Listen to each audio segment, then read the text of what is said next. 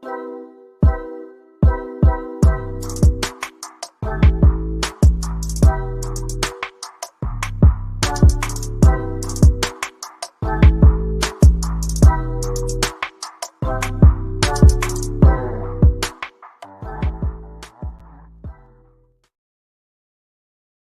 up, everyone? Welcome back to another episode of Under 1,000 Podcast.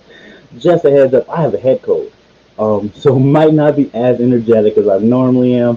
I'm all congested, but we're still going to do a show. Like they say, show must go on. But thank you guys for coming. Thank you guys for hanging out. This is the podcast where we bring on other reptile enthusiasts, hobbyists, and breeders that are on YouTube, and we talk to them, ask them about their journey with reptiles, ask them a little bit about their journey with YouTube, and we get to know them a little better. It's a great way for me to network with other people within the community, YouTube and reptile community, and a great way for me to make new friends because I am an introvert. So this has helped me actually go talk to people and meet people, and it's been wonderful. I've met so many new cool friends and had a lot of good conversations with people on and off camera. So it's really cool. And I also met you guys in the chat. Thank you guys for being in the chat, hanging out with us, asking great questions, and having fun with us too. You guys become part of the show as well, so appreciate you guys being here. But before we bring on our guests, you know we have to say thank you to our sponsor. So let's go ahead and say thank you to our sponsor for this episode.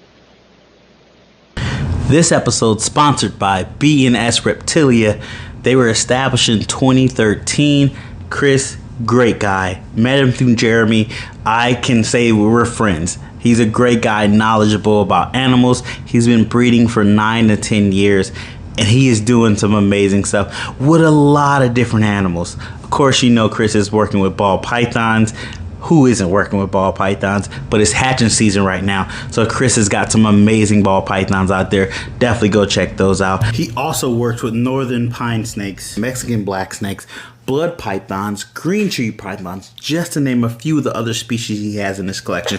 Oh, yes, he breeds rats as well. So if you're in the eastern PA surrounding area, if you need rats, Chris is the guy you need to talk to. He's at live and frozen. On top of that, he carries the chipper and the Coco to go. He's a distributor. He's a PA distributor for both. So if you need a rat, a snake, or some cocoa bedding, Chris is the guy to go to.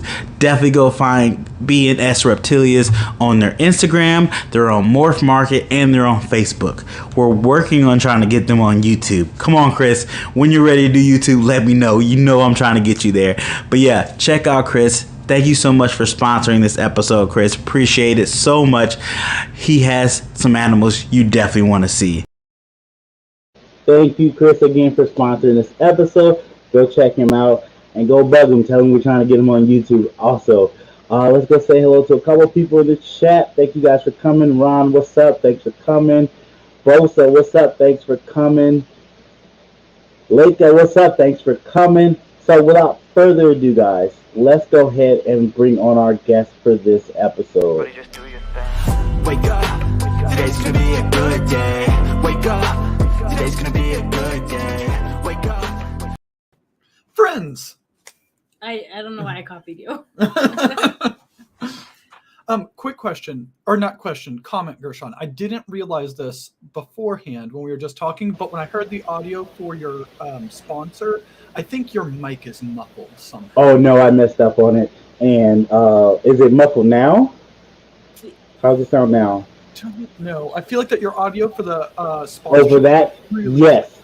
I did something. I had to edit it and add something in so it sounded differently. And I was like, oh. But Chris was like, he was okay with it. So I was like, okay, if you're okay with it, I'm okay with it. And so, yeah, it's just when I had edited a part of it, and I was in a different room when I recorded it, so the sound sounds different. It happens.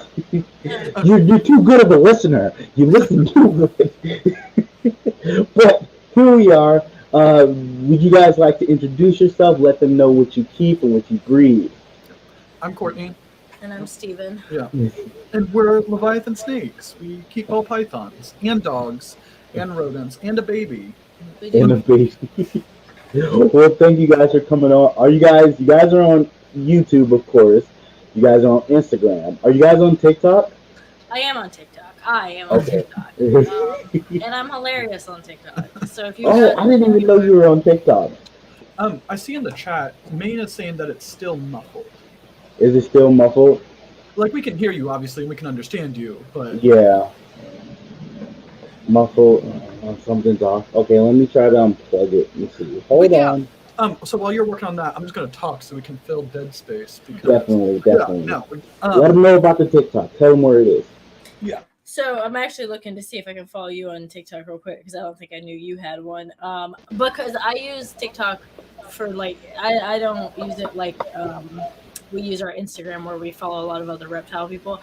I make the TikTok. It's my personal TikTok that I turned it on to Leviathan snakes and I make snake related content, but I use it as if it's my own. So I don't. A lot of times I'm like, oh shoot, I should follow people on here because I don't.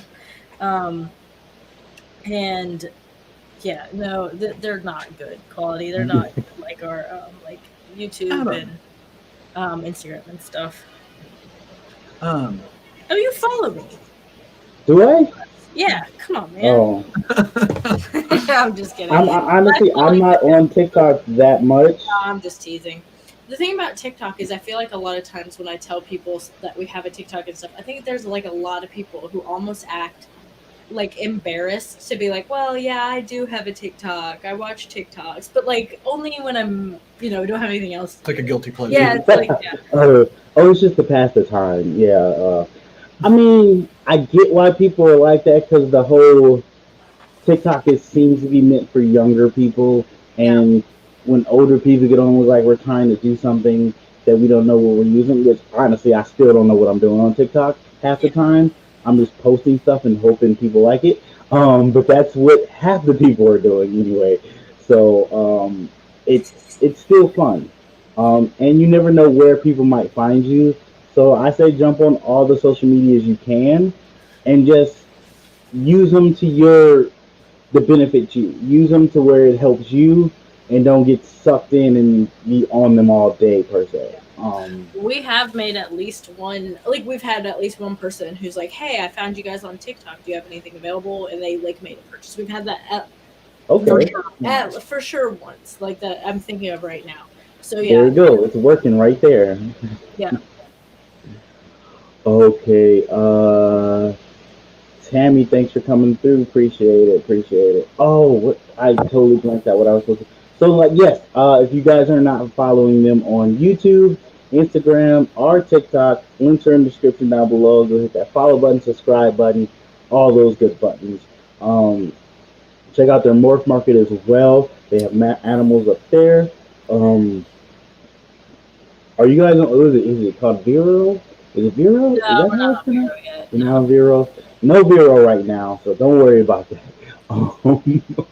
Yeah, no, there was an interesting conversation about Vero on a live we did with Adam and Kai were on it. And we were all talking about, I think maybe Jeremy. Yeah, it wasn't Adam's live, it was Jeremy's live.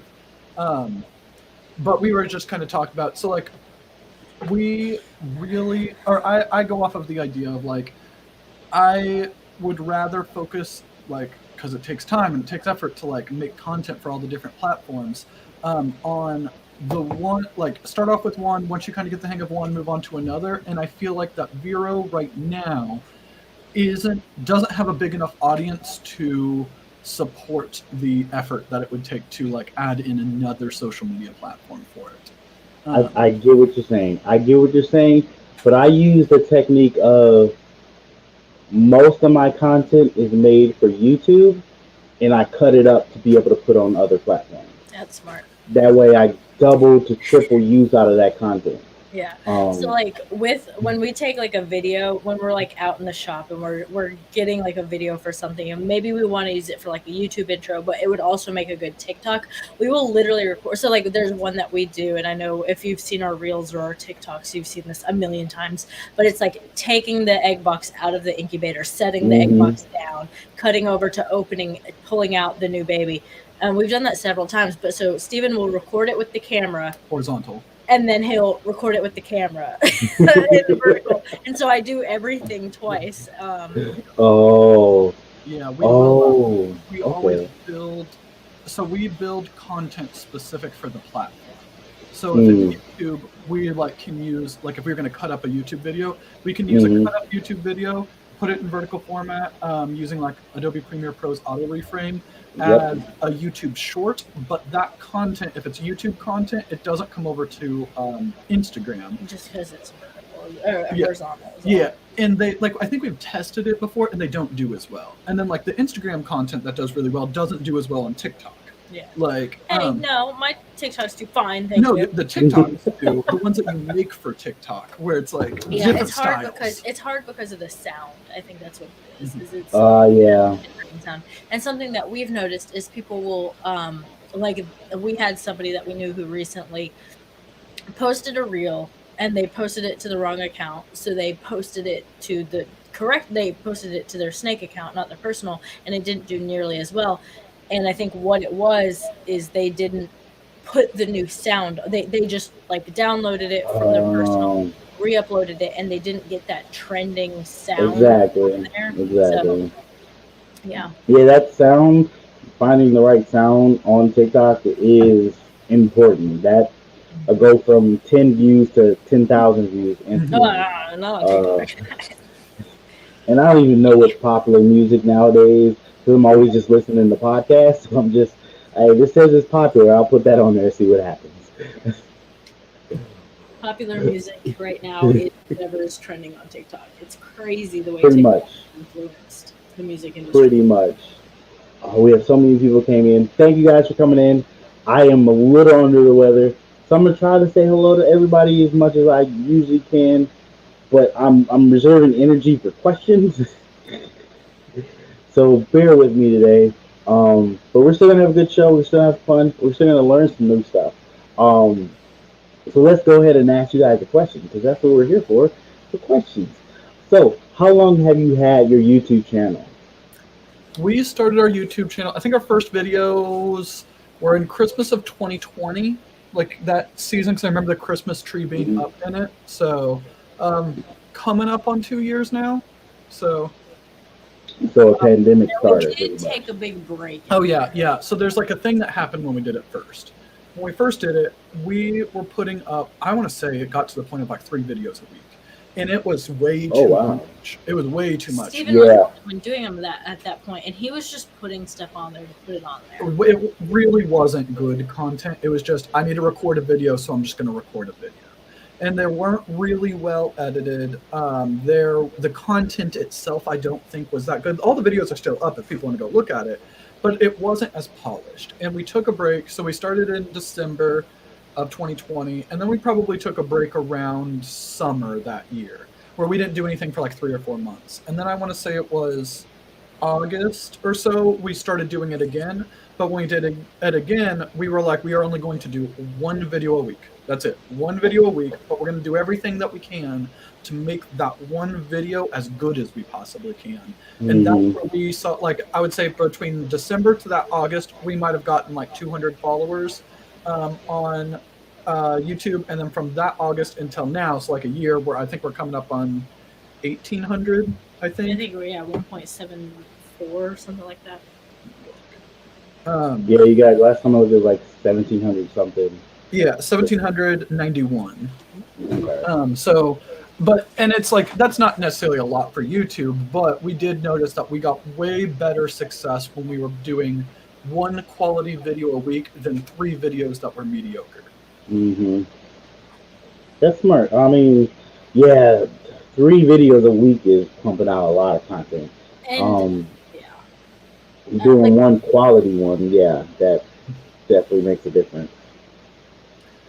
Which, I mean, we haven't missed, I don't think we've missed a week since we started doing it again. But it gets, there's some times where, oh, that's awesome. That's super cool. That was one of the very first ones. Yeah. That was one of, I think that's probably our most viewed video. I think so, yeah. Yeah. So the thing with YouTube is that was a Steven thing. In the beginning, that was completely Steven. I didn't want anything to do with it. And he would basically beg me to help him with the video because he's like, please, I've been doing this all by myself. Will you help me? And I'll be like, okay, yeah, I'll help you. And I would get on and I would do the video, and then the comments will be like, oh, women just want to be on YouTube, and I'm like, I'm not doing it again. I'm not doing it again. And then I'd get back on it. Really, you got comments like that? That's crazy. Yes. And I would, That's I mean, I'd crazy. do the stride, but like, yeah, people would be like, It'd just be me for 10 videos in a row, and then it'd be me, and then thered be a section with Courtney in it, and people would comment that. yeah, people would be like, ugh, women just want to be on YouTube. But it's like, believe it or not, I don't. That's crazy. It's just weird what people latch onto and believe and go by. Because I wouldn't think that would be that doesn't seem like that should be an issue. Like I'd never even realized. Most people on YouTube are men, so I don't understand that. Like, So I mean, I guess we get kind of in this like this secure like community thing, right? Like so many people, we know 90% of the people who comment on our videos because they're our friends and stuff, and then there's people out there who are just Trolls. Yeah, trolls or True. whatever you call them. true. So honestly, does that person have a YouTube channel? No, I don't care. Like, Yeah. But we Very get true. that all the time. Like Stephen would put on Instagram, we'd post a picture of me and a snake, and Smiling. yeah, or just a picture of me holding a snake, and they'd be like, "I would have liked this picture, but you had to put your girlfriend in it or whatever." And it's like, it's my Instagram account. Thank you. Wow. I have a face here if I want. I'm not trying to get into all that, but like, yeah, no, it happens. Wow, I didn't even think about that. Oh wow. That's crazy. Oh, yeah. Now Overall, we just love them. yeah, overall, I would say Understandable. that 99% Yeah. of all of the interactions, all of the comments we get on Instagram, all the stuff we get on TikTok, all the stuff we get on YouTube are positive.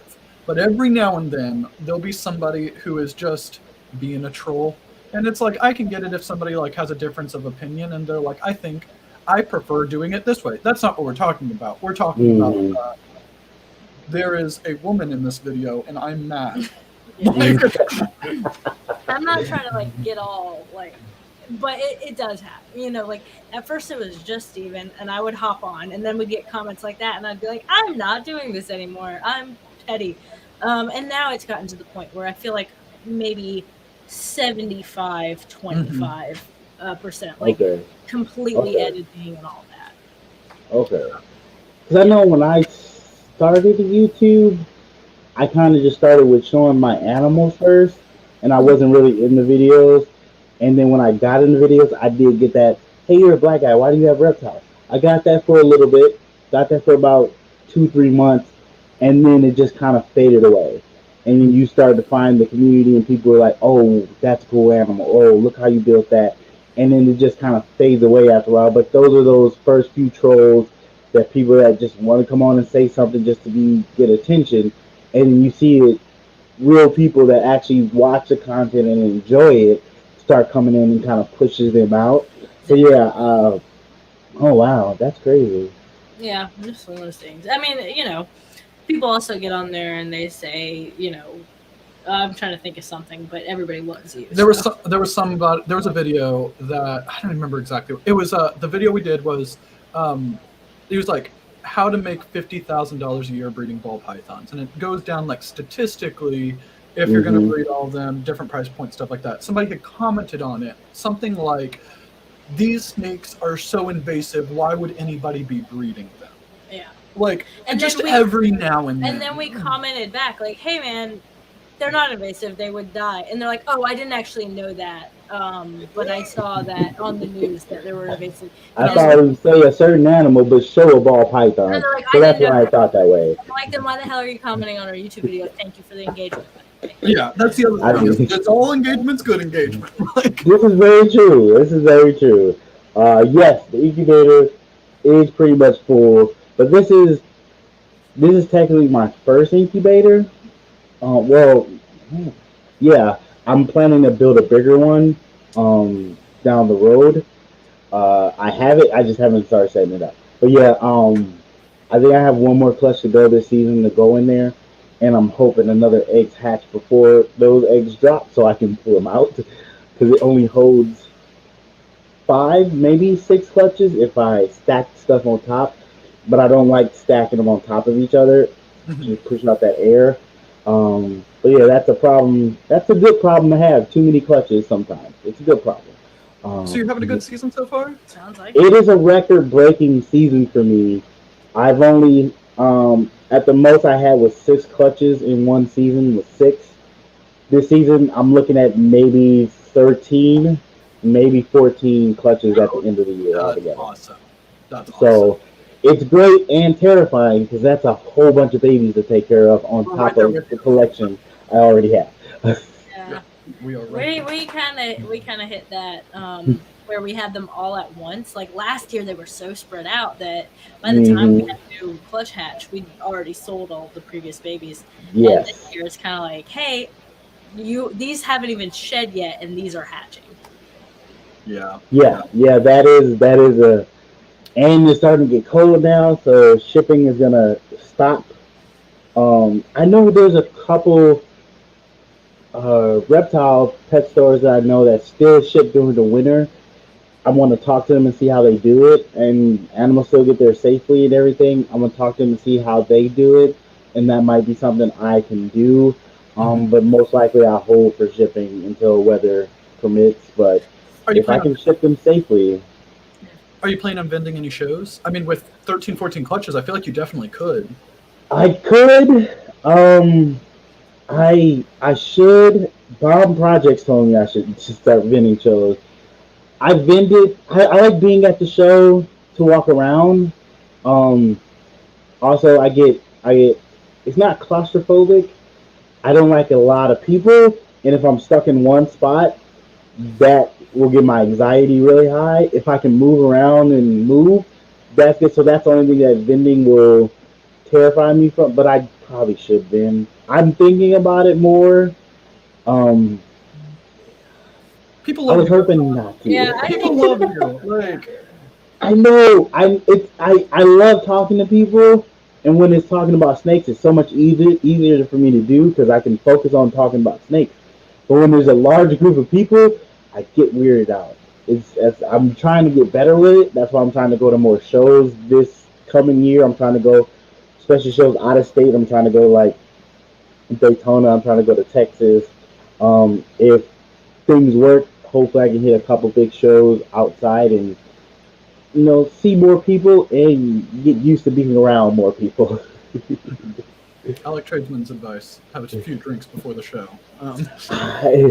I might have to do that. I might have to have a Jack and Coke before the show. Gets me relaxed and calm. Technically I was going to ask you a follow-up question on the how long you had your channel, but you already kind of divulged that with you changing your channel and being more not educational, but being more precise on the content you push out. But what is a goal for your channel on top of that? So, for a while, our goal, which like most people, was to like hit the 1,000 subscribers, 4,000 watch hours, and what's the third one? Is it just no community strikes? I don't remember what it is, but I think it's no community strikes, or under 3 community strikes or something like that. Yeah, I think it's under 3. So right now, really, I would say we don't have a specific like hard goal like we did before then. I would say tentatively, and I think based off of our current growth, we'll hit it. Hit 2,000 subscribers by the end of the year. Was that our goal? I Just now decide. think I'm just deciding it now because it's like I think our goal was just. Like, I don't remember us talking about that. So that actually happened when we hit 10,000 followers on Instagram. Steven was like, "I don't care anymore." I'm like, Not that we obviously still do Instagram, but like we were like, I really want to hit this number, and then once it happens, like, oh well, now it's just kind of like. Now it's like, 100. That's a big difference. Yeah. So, question about Instagram. With 10,000 subscribers, have you been able to monetize your Instagram? Yeah. Oh yeah, we're monetized. Yeah. Nice. So watch our reels. Yeah, we make way more money on Instagram than we do on YouTube. Watch our That's reels. where I'm trying to focus on Instagram a little more to try to get to that point to where it could be monetized. So just so that you're aware, and so anyone watching this is aware, the way, at least for us, the way Instagram monetizes is through Reels. So the views you get on your Reels get you pennies, But what they Okay. do is they give you dimes until you hit $100 for the month, and then they Go down to like fractions of a penny fact for each it view. goes from like Oh. 10 cent a view to like 0.10 cent a view. Once you hit that $100. So realistically, once you hit that $100, unless you're getting like millions of views, you're not going to get much more than that. So I think we average like 120 a month off of Instagram. So it's not Okay. a huge amount of money, but it is $100 a month. It's not bad. That's rat food right there, Hunter. Because That's all I wanted. If he could pay for one bill, I'm totally happy with that. That's all I wanted to do. I mean, it deposits right into our business account, and we use it for rodent feed, rodent bedding, just whatever, Yep. And honestly, we've sold most More. of our animals off I of think I could look at the spreadsheet, and it would be between vending a show and Instagram. our big ones. Yeah. Like, so even besides the actual Instagram paying it, the marketing value of all of the social media platforms is 100%, in our opinion, critical for, at least for us, the potential for success. So So I actually did help somebody at a show. I did that twice. Um, it wasn't a bigger show, so that was a little easier to do. And I did like helping people. That when they came up to the table to ask questions, that did. But I did go back into the corner every so often just to fill distance.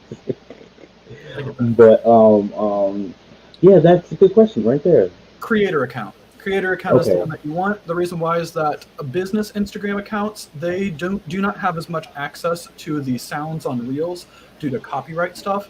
But if you have your Instagram set up not as a business account but as a creator account, you'll have full access, just like a personal Instagram would. And Instagram is not like Instagram. It's against their terms of service or whatever to do live animal sales. Even advertising.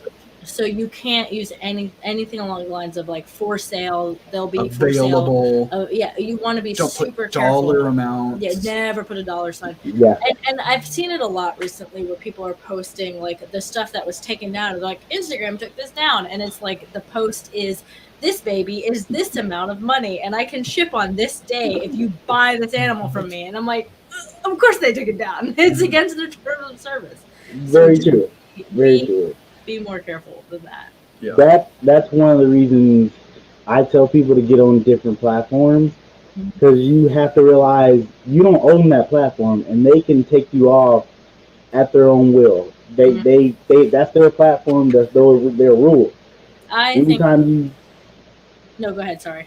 Anytime you go against one of their rules, they can take you down. So if your whole focus is on one platform and they take you down, you have to start all over, and that's draining. It's draining. Devastated if they took down our It's very much draining. So that's why I try to spread it out a little bit, so you can, not only if one platform goes down, I can just migrate over to another platform where I already have somewhat of a following going there. I'm going to go ahead and knock on wood. I feel like everybody should throw that out there right now. That's the one reason I started on Vero, just so I have another place. 100%. I get it. It's smart. It's definitely smart. Don't put all your eggs in one basket. Ooh, you see that? It seems like I've been doing this for a while. I know that this, and I know you have questions. I'm sorry. We talk a lot, Gershon. Just tell us. Oh, Don't trust me. It'll hurt my feelings. Let it happen. Let it happen. Because I'm going to talk very little this episode, so you guys can take all the talking. So, with the good info, I enjoy making reels. That comment. So you had asked when you hit 10,000 followers, can you get monetized? That's not when you get monetized on Instagram. You have to be invited, and we don't really know what gets you invited to be. Oh. You have to be in the U.S. That's one. You have to be in the U.S. Kai had a theory that he had slowed down on posting on Instagram and picked up posting on TikTok, and right after that he got invited to the creator whatever. But we've never slowed down on posting on Instagram, and we got invited. But I also spoke, and this was a little while back, so they may have been included now, and it's not my business, it's theirs. But like we spoke to Gen Z at the same time, and they've got way more followers than us because they've hit several viral reels. Mm-hmm. And they hadn't been Invited. at the point that we initially had, because we had questions. We were like, hey, how do you do this? What have you noticed anything about it? And they were like, no, we're not monetized. And I was like, oh, my bad. So I don't know what gets you invited, because they have way more followers than us, and they have way more viral reels than we do. So I don't know why they would not have been invited before us. Gotcha. But yeah, so it's not like YouTube where you can say get 1,000 followers, get 4,000 watch hours, don't have any community strike violations, and you're good to go. And my advice is make reels, make sure your account is in good standing, and don't participate in behavior that would flag your account in any way. And that could be the selling animals, it could be getting community strikes, but it could also be doing things that are like buying followers, or follow for follow, or stuff like that. Like all of those are not. They don't like the follow for follow either? Oh, follow for follow will wreck your account. I can explain really? on how follow for follow can wreck your account if you want me to get onto my soapbox over here. Okay. I mean, people, yeah, go ahead, because I didn't know that was an issue. I just didn't see it as a practical way to grow. That's why I wasn't never doing it. So this is a couple reasons on follow for follow. One, you're only allowed to do a certain number of Instagram activities in a single time period. And part of that is like follows. If you do too many follows in a time period, it will flag your account. It'll be like, you are not allowed to follow anybody. You're not allowed to unfollow anybody for a certain amount of time. So that's one signal to them on like, hey, this account isn't a legit account. They're not like trying to make good quality content that can draw people to our platform. The second reason why follow for follow is terrible for your account, especially in the long term, is that when you are doing follow for follow, like we're going to use us for example. Let's say that I start an Instagram account and I'm like, all right, I don't know anybody. I don't know who wants to look at my snakes. So I'm just going to go follow a bunch of other snake accounts and hopefully they'll follow me back. So I follow Gershon. Gershon sees random Steven follows him on Instagram. He checks out my account, sees it's snakes. He's like, I guess I'll follow him back. But you aren't invested in me. You just saw an account follow you, so you follow me back. You don't care about me. We haven't built a relationship. You don't really care about my content. And then this goes on for a while. Maybe I get 1,000 people who are following me, all from follow for follow. And then some people start unfollowing me because they don't know me and they don't care about my content. So then I unfollow them back. And what ends up happening is at a certain point, the majority of your followers are going to be people who do not have a vested interest in you. And because they don't have a vested interest in you, they are very unlikely they're going to like your posts. It's very unlikely they're going to comment on it. It's most likely if they ever see your post, they're just going to scroll past. And what this does is it signals to Instagram, the people that follow this account are the people who are supposed to like their content the most.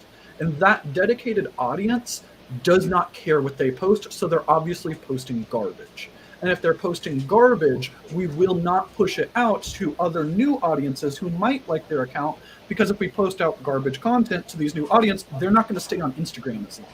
They're going to say, Instagram has terrible content, I'm going to go over to TikTok. So what ends up happening is that you can only grow through follow for follow, but then you never have people who are actually engaging with your content. You never have people who are commenting on it. You never have people who are really seeing your posts. And you'll see accounts with 10, 15, 20,000 followers, and they get 30 likes on their posts. They get 100 likes on their posts. And you see this, and it's because they built their accounts wrong. Oh, wow. I didn't think of it that way. Yeah. It will wreck your account if you build your account off follow for follow at a certain point. Because one, I think you can only follow up to 6,000 people anyway. You will cap out your growth, and most likely you're not going to even have people seeing your posts anyway. And they'll say, I've been shadow banned. But that's not what happened. They didn't actually get shadow banned. It's just that there's no way for Instagram to know that the content that they make is good. So they don't push it out to anyone. So as you can probably tell, don't follow for follow.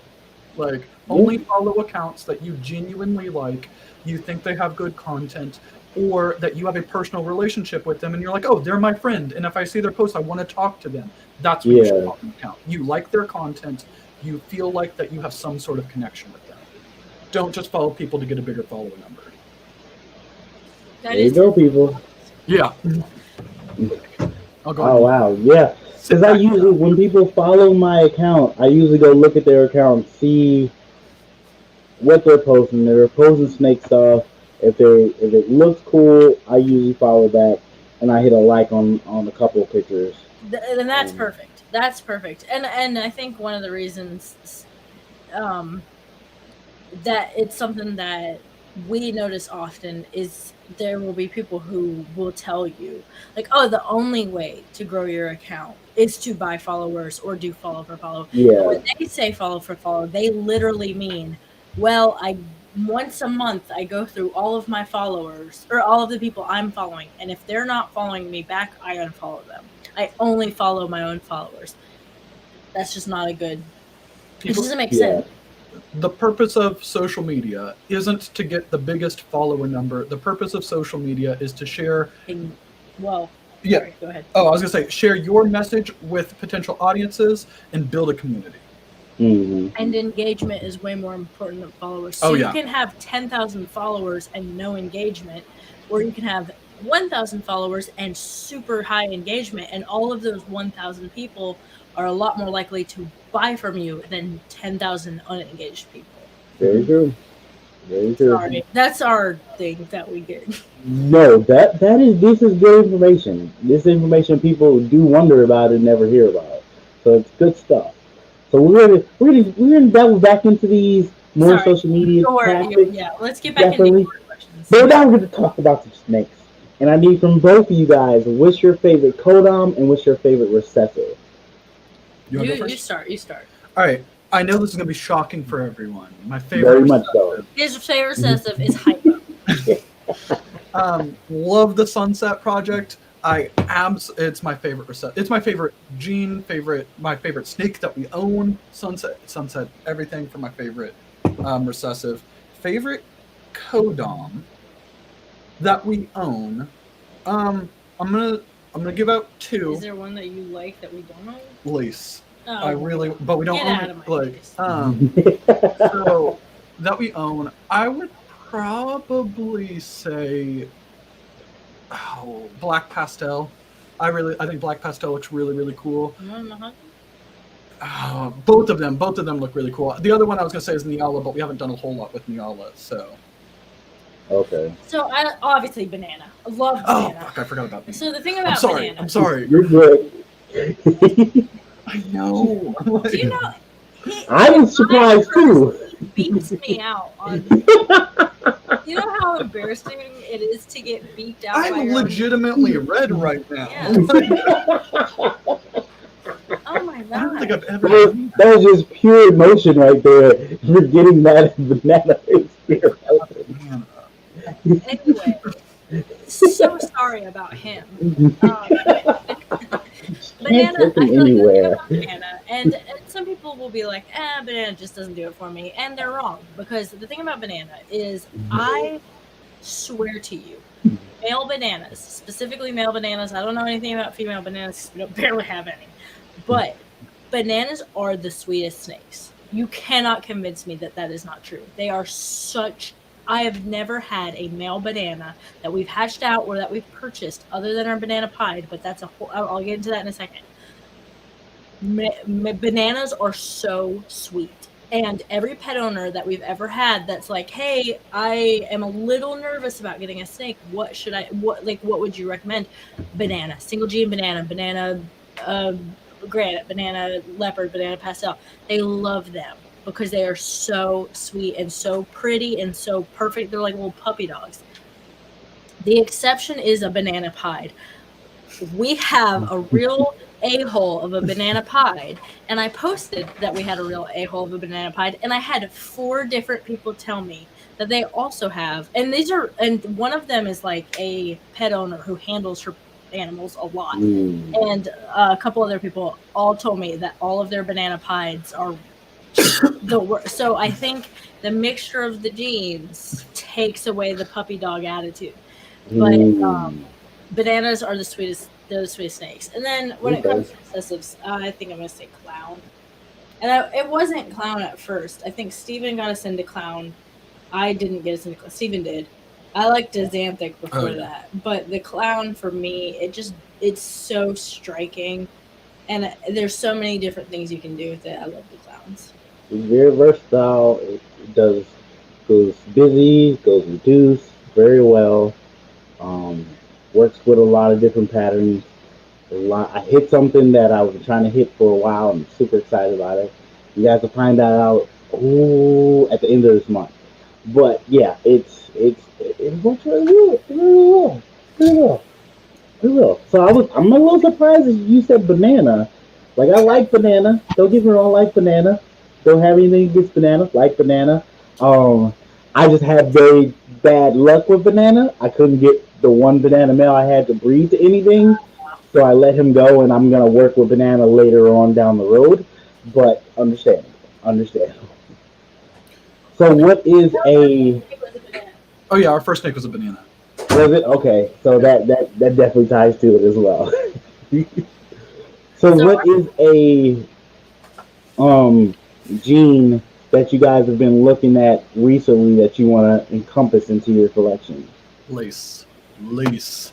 I want lace, but so we've run into not necessarily the problem, but the realization that space is finite and that we Yep. have a lot of snakes we want to hold back. So it's like, I've started keeping them just in drawers around our house.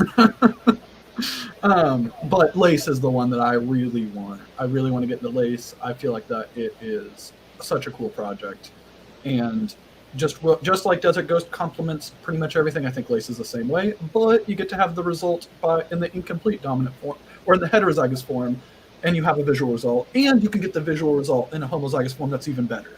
So Okay. Yeah, that makes sense. I think Yeah, I've that's been looking at lace. I think that's interesting that you don't like how bananas freckle as they age. I know that that's not you're not the only person who says that. I know, like I think Got Balls. They said that they only want banana lesser, banana super banana, banana paint or something like that because those are bananas that don't freckle. You would be shocked the people who specifically want banana pet owners who specifically want banana because they freckle and they think it is so endearing. Yeah. It's similar to paradox. Like, don't go telling this to everyone because I know I'll get hate for it. I don't like paradoxing. I think makes it look dirty and gross. I hate when I see paradox on like we have like one baby who had or I guess he's not a baby anymore who has a ton of paradoxing. And I'm like, ugh, he would be so much prettier without this. That's not a common sentiment at all. But yeah, I think it's super interesting what people like in animals and what they're looking for. Yeah, I mean, I don't mind the freckles. I think the freckles add personality. It's definitely cool. I get why people. I like it when you get to see new freckles come in as they grow.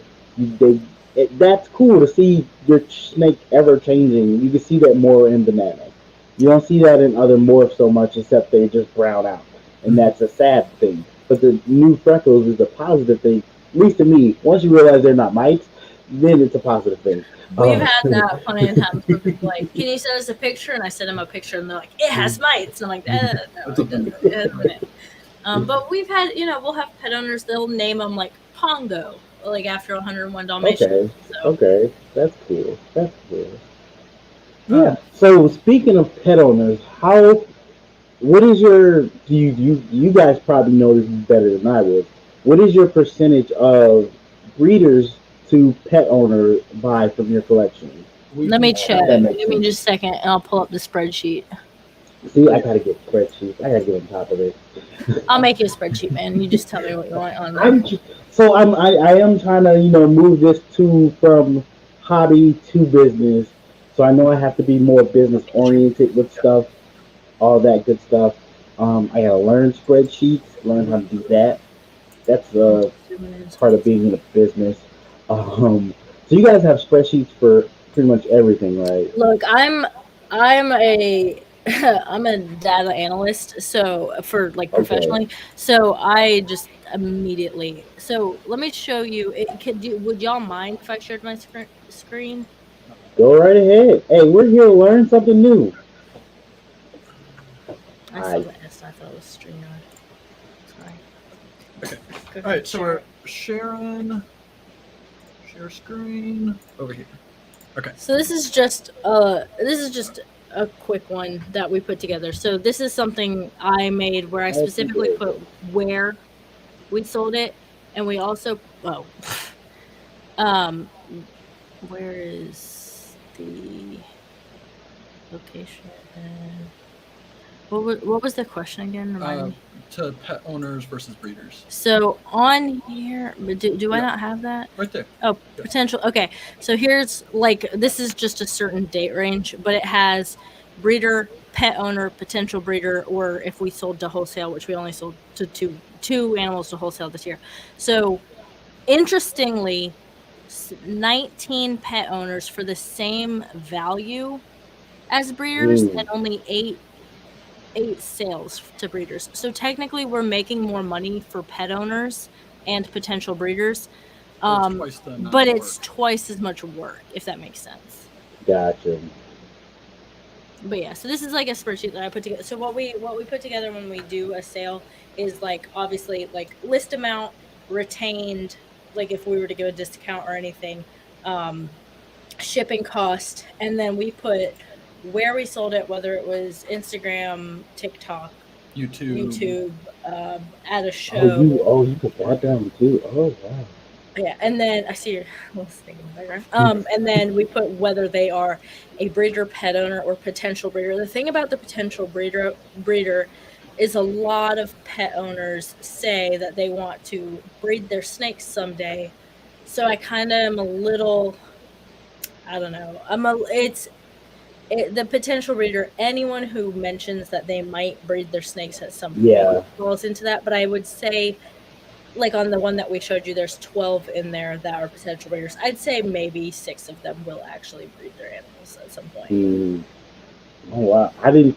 I usually just say where, like, if that person was on Facebook or if they were on Craigslist, I'll put that under where, like, I marked this animal sold and who bought it and where they came from. But I never put down potential breeder or pet owner. That is smart to do. Well, the reason we do that is to kind of get an idea of what type of animals we're We trying should Mm. produce for the next season. So for example, to 8 breeders, we made just as much money as 19 pet owners. So what is a easier option? It's those 8 breeders, but at the same time, do we have the market? Is there as many breeders as there are pet owners? And I don't think there are. It's just, Yeah, and it all depends on we can make a banana and it sells like that. We can make, like, we had the clutch of double het sunset clowns, and their price is so high that it's not just a breeder who wants them, it's a breeder who wants to spend like $4,500 to buy 2 snakes that look like normals. Like, it's a completely different kind of thing. But that said, it just depends on what we have. We just sold, or the person put down a deposit for a red striped yellow belly het sunset, and that's the most expensive snake that we've ever sold. And that was that. Yeah. selling to pet owners, you get a million questions. Selling to breeders, is it normally a quick sale? That is Agreed. 100% a million times. We sell more animals to pet owners than we do to breeders. We get 50,000 times more questions and more work from the pet owners. That's not a bad thing. I'm not hating on it because I do enjoy the pet owners. They make me pretty happy to know that our animals are going to these people who adore their pets, but they do ask for like quite So a bit much. more than a breeder would ask for. And it's not even. It's sometimes it's even the after they've got the animals, the questions still come in like crazy. It's like we discussed this before you got this animal, which you should be doing, and Yeah. you just said, "No, we're gonna change it all up." Okay, And so, okay. I don't mind it. So, there's been a couple of times where we've gone and we've helped people feed their animal that they got from us. That doesn't bother me. That's totally Okay. Because I get to see them, I get to see how well their animal's doing, and they're not. And there's been people I've genuinely made friends with and have promoted us for free because they had a good experience with us. And then there's a couple people who they do, you know, they want to put their animal in an enclosure that is aesthetically pleasing to them, and they want to take their animal to do activities that they enjoy, not what an animal would enjoy, and then they don't understand why their animal isn't eating. Yeah, why is it all stressed out? Why it's so defensive? You're not doing what it needs. You're doing what you want it to do. That's not where it's gonna work. Yeah. Well, and we've had pet owners who I feel like, no, No, don't no, feel no. attacked. No, look, I'm saying there are pet owners. Jessica, that's you. So there's one woman who I don't even remember how she found us. I think she just saw us on Morph Market, and she asked a million questions, and I answered all of them, and I genuinely enjoyed talking to her the whole time. She got the snakes from us. She posted them to a Facebook group, and she had such a positive, glowing review for us. We got 2,000 Instagram followers. We made 4 sales that day. It blew us up. It was honestly a little hard to keep up with, and I appreciate her so much. And we are friends now, like friends on Facebook, like personal Facebooks, because we not just the Leviathan snakes. I text her probably 4 or 5 times a week. We genuinely became friends over that, and she's a pet owner, and she has no intention of breeding. Yep. Yeah, I feel like that with pet owners, specifically like newer pet owners, you can, I don't mean like brand new, but like if you have really, really good customer service and you can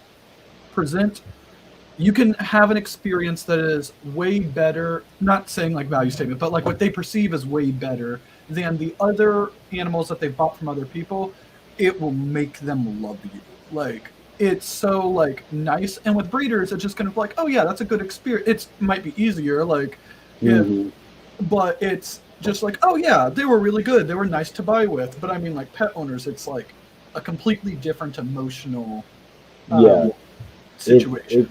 It's more of an attachment that will last a lot longer than with a breeder. A breeder will buy your animal, use your animal, will refer you because your animal was good or the way the transaction went good. But a pet owner, they're going to brag to you about everything. They're going to talk to everybody if you did right by them, if you were pleasant to them, if the animal you gave them is in good shape and good health, and you dealt with them in a professional but friendly manner. They will tell everybody about you for years because they will have that animal for years. Um, and that kind of connection is harder to get with breeders per se.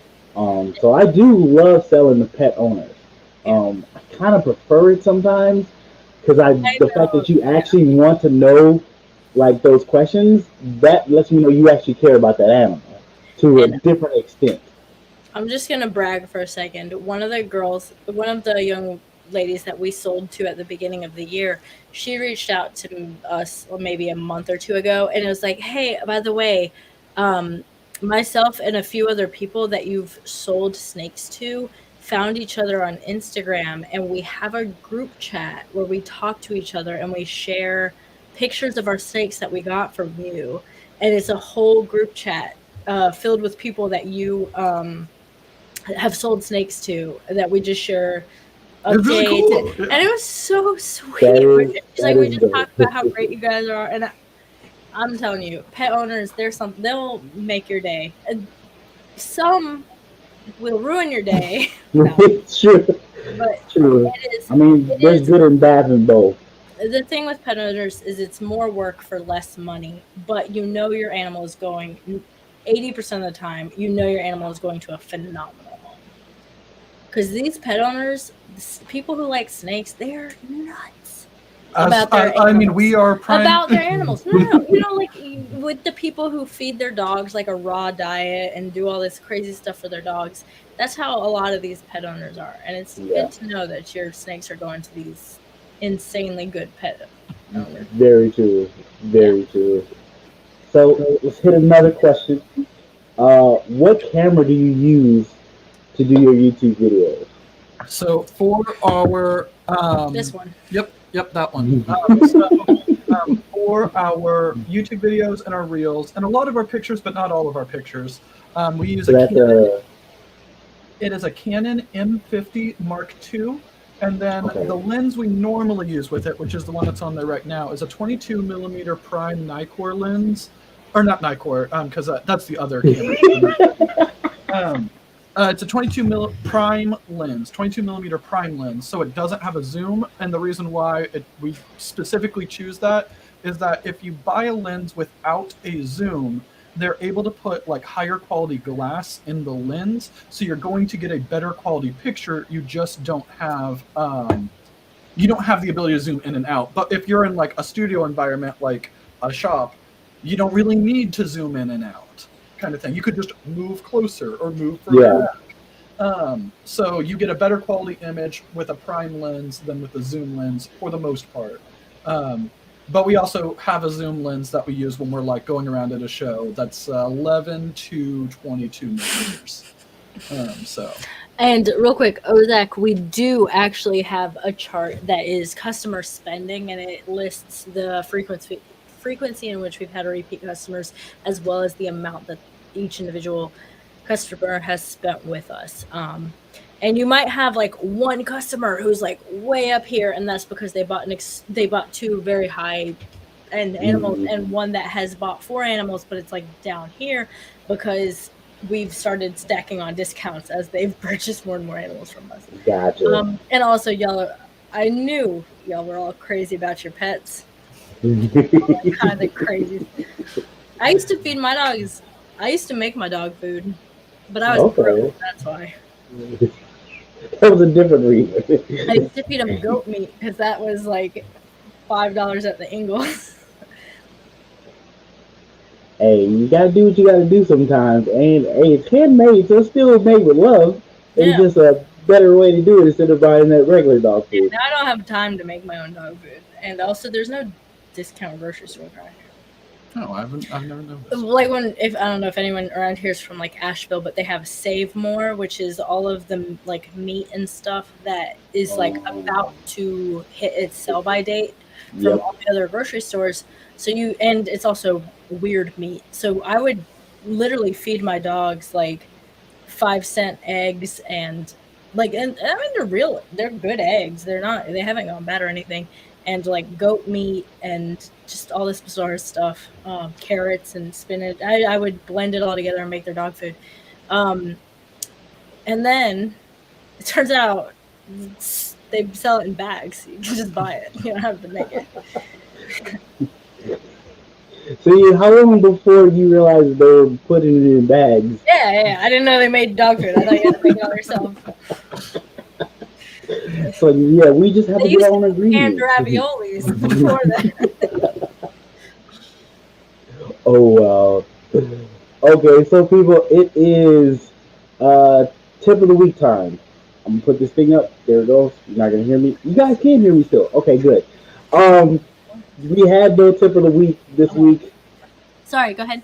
No, you could. You can do what you gonna do. No. We had no one comment on the post that I posted. Usually, I got it in my head too fast. So usually I put a post on my Instagram, Facebook, tip of the week, and under there you put a tip for the week, whether it's YouTube, reptile, or life related. Whichever tip gets the most likes, we will put that tip on the next episode of the podcast and give that person a shout out. Nobody put down the tip this week, so I have my own tip, and my tip is go watch Leviathan Snake's latest video where they talk about YouTube tips. Like I watched part of it today. I didn't finish it, so I still got to go back and watch it. But it's a long video. It's a long video. I will warn you, it's a long video, but there's some good information in there. Just like the information we're getting now on Instagram stuff, they got some good YouTube information too. Being we're all on YouTube as it is, this is something you should definitely be checking out. So that's my tip of the week. If you didn't know, tip of the week is a segment you can sponsor if you're interested in sponsoring to get your name out there a little more and help us out here at GP Snakes. if you're interested, let me know. Hit me up on my Instagram or my email that's in the description down below. I'll let you know how it works out. But yeah, that is this week's tip of the week. You guys have a tip off top of your head you want to throw out there? Um, so tip, maybe not snake related. We found this out this year. A lot of times, especially if you're first starting out, you'll hear that ball pythons lay their clutch roughly 30 days after their pre-lay shed. Yep. We have found that it is not necessarily 30 days, that it's like 30 to 50 days. And at least for us this year, I would say our average is probably around 40 days. 40, 45. Yeah. So if our tip is it's a range, just because it's 30 days doesn't necessarily mean that it will be 30 days, and most likely they're going to be okay. So. Okay. Yeah. So what I also learned this, if you it also depends on if you use ambient temperatures or do you use heat tape that um space wise. If you use ambient, it can get between 50 to like 65 to 70 days. If you use ambient temperature, yeah.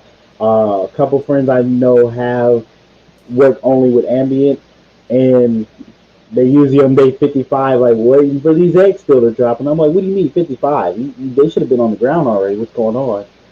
And they taught me like, yeah, it takes a little longer when it's ambient temperature.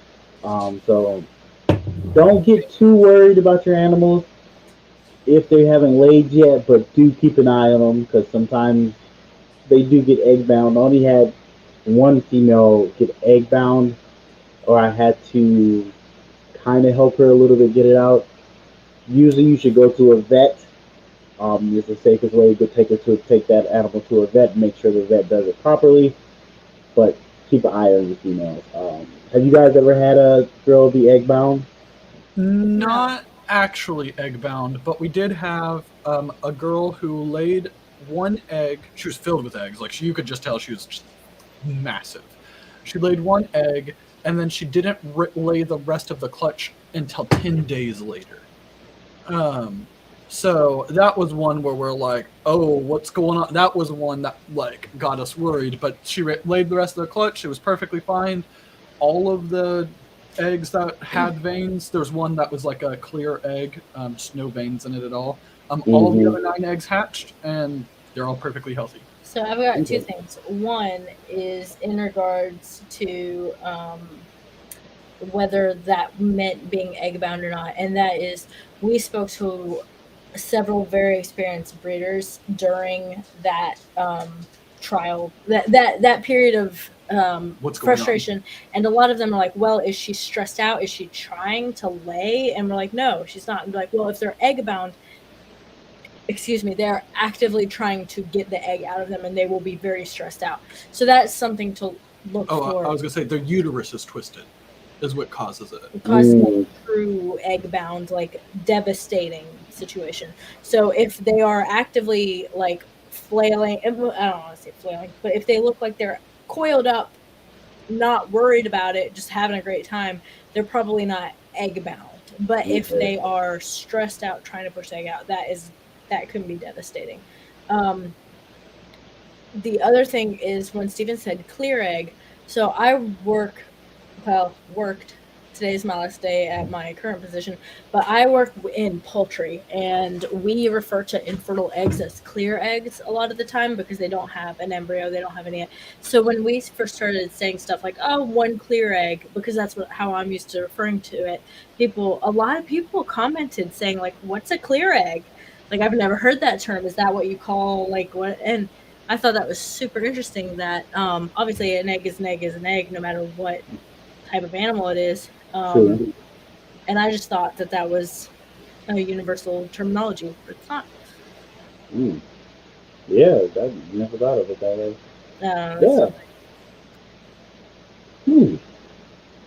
Interesting. Yeah, I've never thought of it that way either. Now I'm like, what do they call? Like, I wonder if other animals that lay eggs, do they call it different stuff? Do they have different terms for it? Do they have different terms for? Well, at least in poultry, like chickens and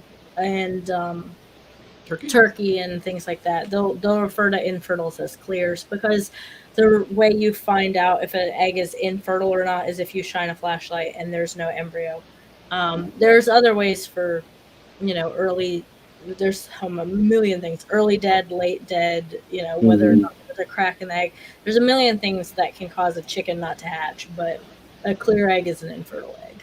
Yeah. So we kind of go off of, for ball pythons, if it's a slug, like it's the yellow, not like, it doesn't look like a good egg, like you just tell that's a slug to us. And then the clears are ones that look like a healthy egg, but when you do the candle, there's no veins. And you can incubate it, but it'll mold in a minute. And so the thing is, there's a lot of people like, well, just incubate it, but I don't want it to mold and get the rest of my eggs moldy. So I don't know. Maybe I've had that worry of mold spreading from one egg to another. And I know some people say it doesn't happen that way. Some people say it does happen that way. I've seen clutches where there's just one egg that was severely molded and the rest of the clutch is fine and it's attached to it. I've seen clutches where you can see where the mold spread from one egg to another. So it seems like a case-by-case basis where it does happen. But you want to play it safe. These are usually viable clutches that you want to produce, not only have healthy babies, but not deformed babies or messed up because of something that you could have prevented. So usually you want to take those moldy eggs and get them out of there and be safe with it. But I've never seen an egg with either no veins or very weak veins get put in the incubator and all of a sudden those veins come to life. Yeah. You never see that.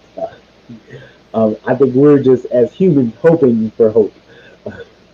Now, I do think that our double het sunset clown clutch had fairly weak veins, that we were a little nervous about them, and it produced perfect babies. And I don't want to say they were weak as in, like, they weren't visible, but, like, exactly, they were noticeably weaker than a lot of the veins that we'd seen before. And obviously, we're going to incubate those.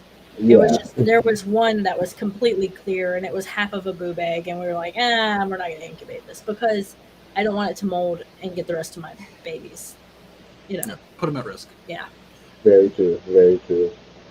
So let's hit another question, which we already kind of know the answer to this question, so we're going to go a little deeper into it. But do you breed or buy your snake food? Oh. This is an interesting question for us. So when we hit, and we've had a lot of people ask about this, when we hit maybe 10 snakes, that's when we were like, we need to breed our own. And I looked on Craigslist and I found some rats, and I told this person that I wanted 2 males and like 4 females because I was going to do 2 to 1 because, fairly new to it. Mm-hmm. And I followed the address that he gave me, and when I got to his residence, I could smell it before I got out of my car. And I went into this person's house, and they had the most disgusting rodents. They had gerbils, they had chinchillas, they had rats, they had mice, they had so many disgusting animals, and they had reptiles, they had ball pythons, they had boas, they had anything you can think of, all in this thing. Real quick, just to answer that question. Okay, I'll get back to it if you want. If you feed them too soon after they regurgitate, it can tear their esophagus. So what you want to do is you want to wait a few weeks to feed them again. Yeah, like we so it's their stomach acid is really strong because it has to like literally digest like bone and stuff like that. Yeah. So if they regurgitate, like true regurgitation, not like they started eating it and then they just abandoned it. True regurgitation and they vomited, it's scarred their esophagus as it's going up, and if you feed them again and it tears their esophagus, it will kill the snake. So we wait 4 weeks. If we've had maybe 3 regurgitations ever, we wait 4 weeks to feed again. And Trisman, you're right. I should have left, but I did not leave because I was terrified. I was very scared, and I just wanted to rest, and I wanted to go home, and I never wanted to go follow Craigslist ad again. So I get home, and I have 4 males and 1 female. And turns out okay, so let me back up a second. So when he's giving me these rats, he's like, hey, it turns out I only have 3 I'm sorry, I only have one male for you, and then I have 3 females for you. And I'm like, okay, that's fine. Just give them to me. They stunk so bad that I had to roll my window down in the car. And I was like, do rats just stink like this? Because this is my first experience with rats. They don't stink like that. No. It's very easy to keep your rats clean. But is it okay, real quick. Oh, Zach, did it stink? The regurgitation, did it stink? Like was it vomit? like, did it smell horrible, or was it, because like if they just spit out or they passed a baby that wasn't fully digested, that's different from like a regurgitation. Regurgitations have a stench to them. Okay, yeah, That would 'cause I've make you never wait. had a regurgitation. How Yeah. I think it smells like vomit. it smells horrible when they regurgitate. It And doesn't smell like decayed rat. It No, smells No, like it smells like vomit. It smells like, but I also can't do vomit, so that's probably why I think it smells so bad. Anyway, we buy the rats, we take them home. Turns out he had given me, instead of 3 females and 1 male, he gave me 3 males and 1 female. But because I knew we only had 1 or 4 and 1, because I knew we only had, or I thought we only had 1 male, I had reached out to somebody else and they had gotten me a male. So now I have 4 males and 1 female. And so I find somebody in Augusta and they give us 3, Sissy and Missy, so 2 more females. We built all of our rats off of 3 females and 8 males. 3 females and 8 males. wow. We ended up getting rid of a lot of the males pretty quickly. We have a boa, so it's not hard to get rid of an adult rat. And then we also got ASFs. We got our ASFs, and then we got mice from a local college. They bred for genetics, and that was really cool. And we were producing so many rodents that we were selling them very easily. We were selling frozen thawed and live to local communities. And then I got pregnant, and I was the one who was taking care of the rodents. And when I was pregnant, I said, I'm not doing that anymore. That's a lot of work, and I get sick when things stink. So we really slowed down on production, and we were no longer self-sufficient through the winter. And then we were like, oh, we'll just start back up after I've had the baby. And turns out when you buy, I don't know, 25 snakes during your pregnancy, it's not as easy to become self-sufficient again.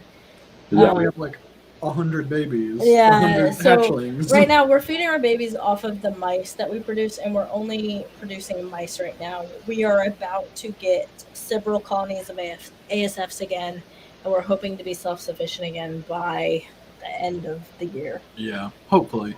So we're buying stuff right now. We really are happy with the people. We're really happy with the quality from the people we buy from, and we primarily ASFs.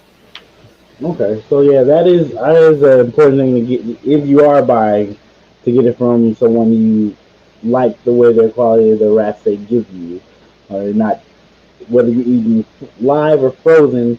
The frozen bags aren't bloody and stuff, or the rats you get live don't look straggly and just not well taken care of. To a decent extent, you want to take care of your feeding prey item. So do you plan on continuing breeding mice, rats, and ASFs, or are you gonna focus in on one or the other at one point in time? Because our world asked this question.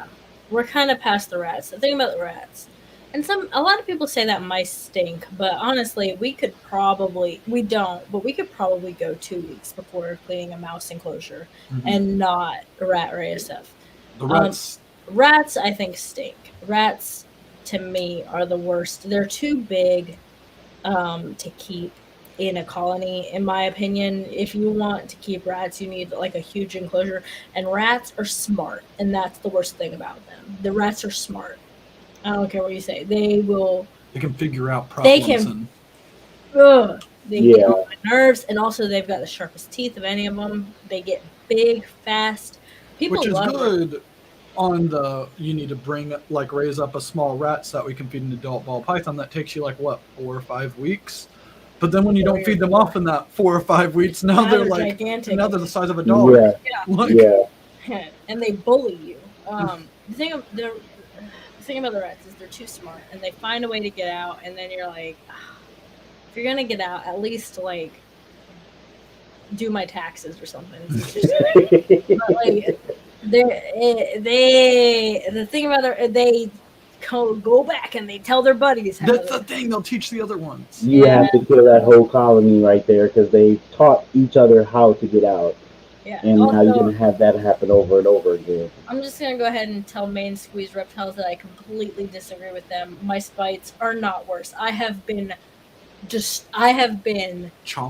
I have been bitten by a rat. I have been bit hard by a rat. I don't even know if I've been bit by a mouse. But when I say I've been bit by a rat, I mean they tore some flesh out of me. And obviously they immediately got fed off after that. But I've never had that issue with mice. Yes, we have had ASFs who have made the leap of faith to try to escape when we're moving them over, and then they get stunned on the floor. And that's great. You're trying to switch a baby over to frozen dog. There's your stun rat. Yeah, true. They do like to jump. They're jumpers. That's my cousin. ASFs are notorious for getting out. We've had a couple get out because we weren't careful enough with them, but I think the tubs that we have are pretty escape proof. Yeah, we don't have any chew outs. If we've had them get out of the tub, it was user error. We've left the thing not latched all the way, and they were able to push it up. Yeah. Steven doesn't like when I make well, I'm not gonna say that on here, but if they stunned themselves, that's totally fine. They did it themselves. You didn't do it. What tubs do you use? For rat or for the rodents? For the rats, yeah. Reptile basics, and I don't remember the sizes, but they're the rat size. Yeah, the rat. So there's 11 quart one, and then there's a 22 or 23 quart one. I don't remember. Because we didn't actually buy them. Used.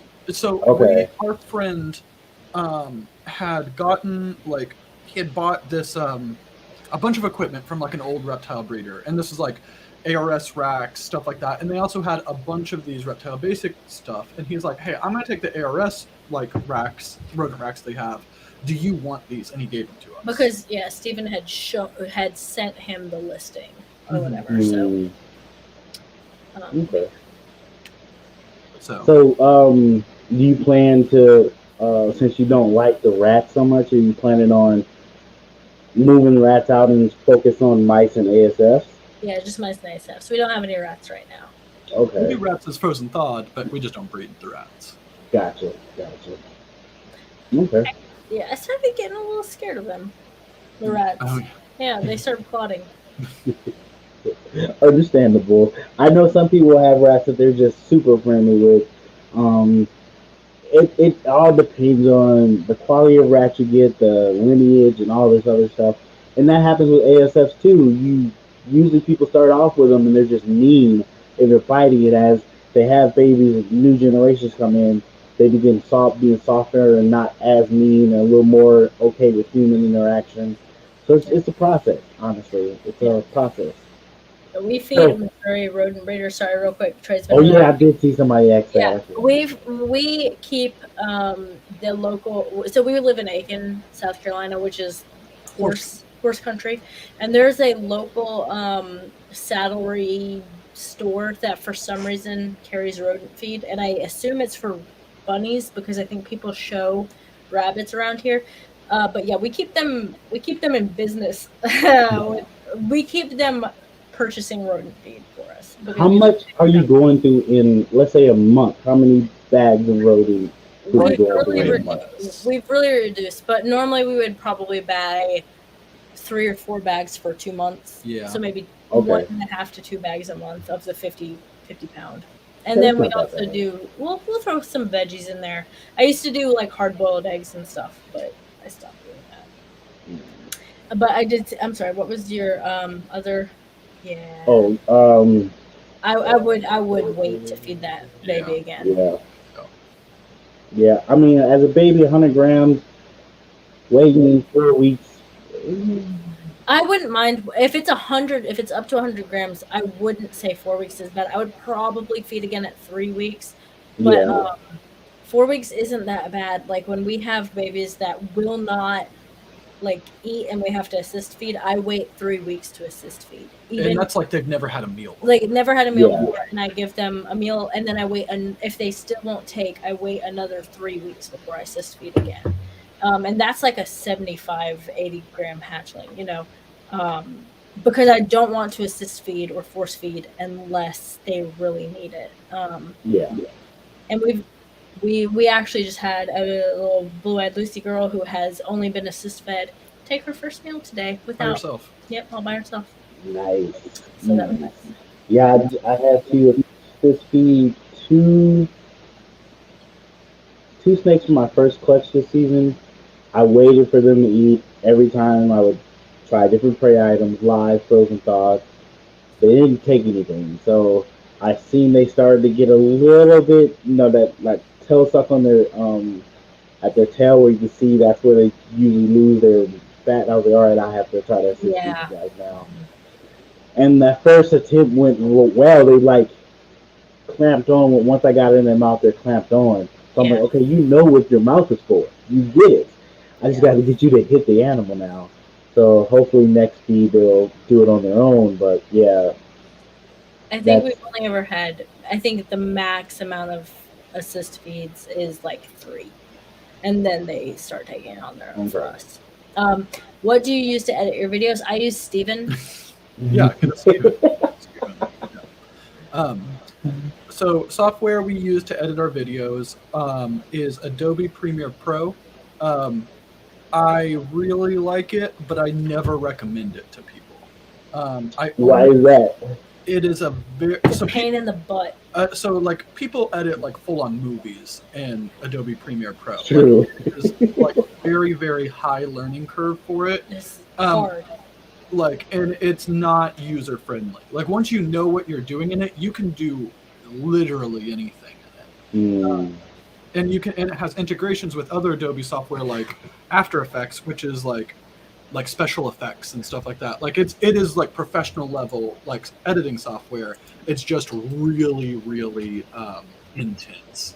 And I wouldn't recommend it with people. I generally recommend that if somebody who knows their way around a computer but hasn't used an editing software before, but they want to go in between like iMovie, which is just putting clips together, and like very, very basic stuff, and like full on, I recommend Adobe Premiere Rush. okay. Okay.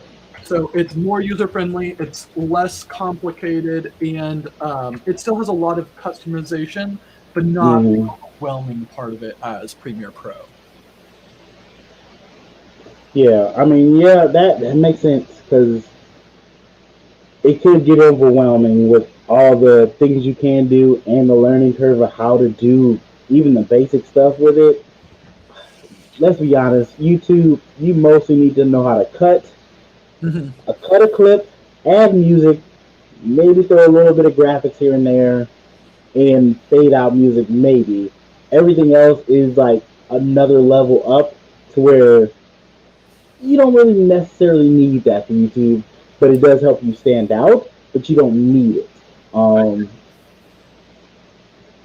Completely agree. I think that, in my opinion, if somebody is interested in getting into YouTube, or they are like already doing YouTube, but they want to take their stuff up another level, before you invest in like a professional editing software like Premiere Pro, invest in studio lights. So that way you can get your lighting on point. And then your lighting can have a way bigger impact on your production quality than your editing software. Definitely. Like, yeah, honestly, lighting and audio, those should be your two first things. Like, you can learn to edit later. People will be more okay with watching you figure out editing then you figuring out lighting and audio. Mhm. That people, if they can't hear you properly, they'll leave. If they can't see you properly, they'll leave. If they see you make a weird cut in your video, they'll be like, "Oh, that was weird," but I'll continue watching. To be honest with you, at least that's how I feel. Yep, I agree. I agree. There's some Oh. cool stuff you can do with lighting, like just using like a lamp on how you're having it hit your face. There's some really cool, fun. Just look up lighting videos per video. I was just about this YouTube lighting videos. There's so many different ways to light yourself, and then to light the background to make it. There's so many. Like your recent video, I didn't notice in your other videos, but you guys have those two. Is it a purple and a blue light in the back? No. So that's so funny. Steven could not. He was so upset because he couldn't find a purple light bulb, and I was like, just get the pink and the blue and make purple. And he's like, that's not gonna work. And it's And that's like all we our use now. thing. That's all we have is the purple and the pink and the blue light bulb because that's what came in the packs from Walmart. Yeah, but it's perfect, and I like it way better than if it had just been solid purple. Like, Yep. because now there's like a gradient stuff to it. That is a simple thing, but it does so much for that video. It gives that video so much depth, and just it draws your eyes, but then it also gives you a chance to move around. It works really well, and I was like, I got to figure out how to steal this some way. I got to figure out my color palette for my channel. I'm still working on that, but yeah, it definitely works. Definitely works. So let's hit those. Go ahead. Oh, I was gonna say, yeah, and I'm just because of your color palette. Your color it's that specific blue, like that's on all your videos or in your logo. I'm honestly not sure. So my logo is blue, and I think I want to stick to that Pacific blue. I'm honestly winging it. No, I'm winging it all the way. Some things work, some things don't work. When I see it works, I keep it. But now I need to really focus in on what my color palette for my brand is going to be. But blue is my favorite color. Screen really quick. Okay. All right, so this. Sorry, we keep doing this. This No, this is stuff people like to learn. All right, this tool is called Adobe Color, and you can look it up online. I do not think you need it's. You can do it for free, like it's on there. Okay. What you do is you can set up what your color scheme is. You can do analogous, monochromatic. You can do triad, and all of these are fine. It doesn't really matter. Complementary. I'm gonna do analogous. Okay. So what you do is here, just grab the midpoint, and this would be like your main color, and just drag it around to however you find it, and then it's going to give you your color codes. These are the exact shades if you ever need to do it. And this way you can be like, all right, my brand color is this specific purple. And now you know the other colors that are going to complement it, so that way you can like build out your full brand colors. It's Adobe. So you can figure out what your other colors are depending on what color scheme you want. And if you're married to Steven, he can get mad at you if you don't use the right color. Yeah. You should see it when she tried to use a non-Leviathan purple. Yeah. It was just regular purple. No, it's just regular purple, yeah. He's just using regular purple. He kicked me out of the house. Yeah. My house. I could understand that. You use the wrong purple. I know, right? I'm always like, this is crazy. All I did was use the wrong purple, and people are like, you did what? Yeah. Oh, wow. So I'm definitely, what was the name of that again? Adobe Color. Adobe Color, okay. I'm going to definitely be looking that up. Also, by the way, Treisman gave us some pretty good tips when we were building our shed. Oh, yeah. Oh, nice. Nice. And by we, I mean I, because only one of us built the shed. Look, I'm the color person. You're the builder. Let's get it right. This is the way it works. One of us was 6 months pregnant and needed to do some drywall. Yeah. So, if you guys have any questions for them, please put it in the chat. I'm about to ask them my last question. We'll probably lead into other questions still. But if you have any questions, put them in the chat. We definitely will get to them if we can. But for my last question, which will lead into other questions most likely, what is your dream morph to make? So this is a question for both of you guys. Okay, so by dream morph, do you mean like combo? Yeah, like what is your that you haven't made or even anyone else in the world has made? You can pick whichever one you want to do there. But what is your dream morph to make? You want to go first? Go. What's up? No. All right. I'm thinking. So all right. So there's lots of different dream morphs. There's lots of different projects that I want to do that are centered around sunset. The one that I think that we have the best shot of hitting. I'm not going to say first, but I do think that we have a shot of doing it first, depending on exactly what ends up happening this year, is the Sunset Freeway or the Leopard Sunset Freeway. So for me, and this is actually in addition to your question, is also answers more Forge. So I love freeway. I love asphalt. I love super asphalt specifically. Okay. What I want is to hit just. I don't even have like the answer for you because I haven't seen it yet. But what we have is, this might be actually 2024. So let me think about 2023. We have a Mardi Gras freeway or a NG freeway and a female maker banana OD NG asphalt male that I'd like to pair them together, and I would love to see that combination. But I'm really excited. I'm really excited for super asphalts with mahogany, banana, orange dream, and NG. That is what I'm most excited for. Is those crazy super asphalts, and I'm really hoping we hit those super asphalts. Okay. Now, I guess that would be 2024, not 2023. 2023, we're gonna have some pretty cool freeway stuff and some super asphalt stuff, but it's 2024 that I'm most excited about, and my dream snakes. 2023 for me, and again, it really. So we have a leopard yellow belly sunset female who's like just over 1,000 grams right now. So she's probably going to be up to size, or she'll be up to size in 2023. She may go or she may not. We don't necessarily know. It just kind of depends. It'll be her first year that she'll be like big enough for it. She'll be 2 in 2023. So we are like talking to Brad Boa, Winston, Brock on like sunset stuff, and they have a clutch where they can make. It's going to hatch in like 30 days. There's 13 eggs in it, and in the pairing, there's the potential to make freeway het sunsets. So what we want to do is we want to buy a male freeway het sunset.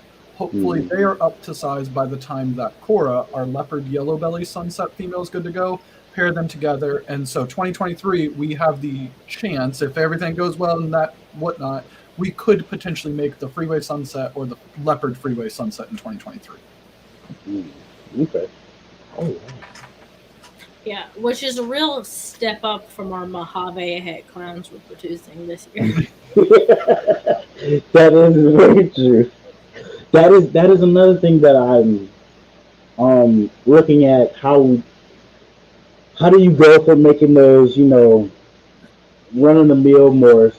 Don't get me wrong, they're still good, they're building blocks, to making those $2,000 to $4,000 animals in each egg. You know what I mean? It's a crazy. I know it's all about investing in what animals you pick up to go to the certain animals, but when you make that move to go like, I gotta let go all of these single gene females and go buy 1 to 2 banger genes with 6 to 5 different genes in them. When do you recommend, if you guys have done this already, when do you recommend people make that move? So last year was our first year of selling animals, and we sold some banana clown males and females that went for $2,500. For female banana clown. Female banana clown. We wow. In our very first season we sold some like good. That's not bad. Mm-hmm. That's pretty good. Definitely not bad. Oh yeah. So this year we are selling a little higher than that, but it's a lot easier to sell lower than that. The thing that we recommend, and we've always recommended this, is make a name for yourself before you have those animals. Make your name. Mhm. Make sure people trust you before you're selling a $3,000 snake, a That's a $5,000 head. snake. Like, That's a head. Because nobody's gonna buy a $5,000 hat from someone they've never heard of before. And I've heard a few people who have had opposite opinion. They're like, "Oh, well, I'm not gonna bore people with my double heads. I'm gonna show them I'm gonna wait to create a social media when I have the visuals." And it's like, that's fine, but how the heck are you gonna sell those double heads? Because Mhm. are you just gonna hang on to all of them? My biggest thing is go ahead and make sure people trust you, make sure people know you have what you say you have Mhm. before you have it. yeah, this is going off of social media, going off of marketing. If the first time people are hearing about you, you're trying to get them to give you money because you're trying to sell them something, they're not going to trust you. It doesn't mean that they don't think that you don't have what you say you have. It's just going to seem like an ad, and people ignore ads. And if you are only starting your social media after you already have hatchlings that you need to sell, you're probably going to be like, I have these hatchlings for sale. I have these hatchlings for sale. Why is nobody buying these hatchlings for sale? And it makes you seem desperate, and people don't want to do business with you. But if you start up your social media and you market yourself and build up your reputation within the community, as soon as you start buying animals, you have a year or 2 years before you're going to produce any babies anyway. Like, then you can start getting people to trust you, and they're not feeling the pressure like, oh, Leviathan Snakes are just always trying to get me to buy something from them. Yeah. Like, Be positive. Yeah. Yeah, that's what I tell people. People always ask me, "Oh, I want to start my YouTube channel, but should I wait till I get more animals?" I was like, "Start it today. Start Yep. now. Start it today." We started our Instagram when we had one snake and knew we were about to get 2 more. And we posted our first 3 snakes for the first 3 weeks, and then we started getting our 4th, 5th, 6th, 7th, 8th, 20th. And we started our Instagram we started our Instagram when we had one snake and grew from there. And the big thing is you want people to know that you're for real. You want people to know that you're not, because we have organically grown our Instagram from 0 to 15,000 followers. We are not going to scam you and have you tell everyone that we scammed you and then lose those 15,000 followers. Yeah. That we have. And when I say organically grown, I mean like every single person followed us on their own free will. We didn't pay for them or anything like that. So like if we were to lose that, that's a real It's work. You put in work in that, so Yeah. it shows you plan to be in this industry for a while. But yeah, so that's when it comes to, I think that pet level snakes, like $300 and less, I think they are great for local shows. I think they are good early on because you can buy breeder females that can make pet level snakes, and you kind of learn the ropes of breeding before you have a $5,000 snake that you're trying to breed.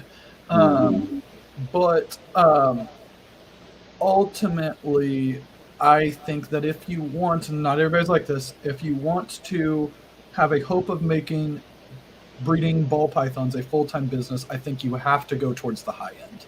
Because if you don't go towards the high end, you have to breed so many of those like pet level snakes. Most people don't have the room and they don't have the resources and they can't handle the overhead, and then they get burnt out. You have Dynasty and you have Wilbanks. They're already doing it. Mm-hmm. Yeah, capacity you can't believe. Just they pump out so many animals. But anybody, and again, I'm saying anybody, but I get that like it's a lot of money. I get that. So I feel that if you end up picking one project, just one project that doesn't even have to be like Monsoon, but just one higher end project that not a lot of people are in, like it could be Desert Ghost, it could be Lace, it could be Neala, Striker, Furrow. We'll keep pushing that Neala. But it's like any of these kind of projects that are not super widely worked. And if you end up working it, like that's kind of like what becomes your niche. It's like, oh, they're the person I go to if I want to buy a striker animal. Like, So you said Striker. I know you wanted to say Neala, but I teased you about it. So we're in Neala, and we are wholeheartedly 100% confident that Neala is going to blow people away very soon once they start seeing the genes. And I feel like we got into Neala the same way people got into Vero. They're like, hey, I'm going to get into this before everyone else gets into it. I'm going to get it Mhm. now so that when people want it, we're the ones who have it. Mm-hmm. I really think that with the reason we were so excited about the Neala stuff is how phenomenal The clown combos look. the clown combo specifically look, but we want to see it in Sunset. We want to see it in different banana combos like campfire, bonfire, stuff like that. So we're gonna keep mentioning Neala because it's a cool gene. I think we talk about this before. I think I think I'm trying to figure out if that was a gene you guys sent me picture about, and we talked about like maybe a year ago or so. Probably. Well, it was probably the beginning of the March. year. Yeah. Okay. February or March that we Okay. found Yes, out. when I saw you at Kenny. I think it was after I saw you at Kenny. Mhm. Yeah. We Okay. saw a combo that we loved, and we were like, can we get into this? And there were like 2 animals in the United States at the moment that had Neala in them, and we bought both of them. And we've bought a visual male since then, and we were just so excited about it. Yep. Yeah. That did happen. That did happen. That is that is the good and bad about breeding. Sometimes you get animals that do drop drastically like that. Um, you got to take the good with the bad. Same thing happened with desert. They realized it wasn't fertile. People had invested heavily into it, found out it wasn't fertile, and that project just dropped and tanked. So Scalus is another one like that. Scalus. So I actually, there was a video. I feel like it was just a piece of the video I did, but I did research on it, and it was like a 10-month time frame. 10 months. The price of a Scalus went from like, I want to say a Scalus head went from like 30,000 to 3,000. I think it was. Well, I'd be careful talking about that because I think there's some people that probably got screwed over on that. Yeah, but, true. So the thing with the Scalus, if you're not familiar, and I think a lot of people aren't familiar, microscale or Scalus head, both are fertile, but the completely scaleless female is not fertile. She will not lay eggs. There's never been a scaleless female on eggs. So because of that, it's really hard to work new genes into your scaleless, and once you hit that scaleless female, you're done. It's over. So scaleless is kind of a dead end project, but I feel like there's plenty of people who want to have at least one. But we've seen a couple people who want to make scaleless like their project, and it's like, hey man, I don't know if you know this, and they don't. Yeah. The it's just like still not out there as you would think it would be. People who don't know that paradox isn't genetic. They're like, oh, I want to work a paradox project, and it's like, hey, you can't do that. No.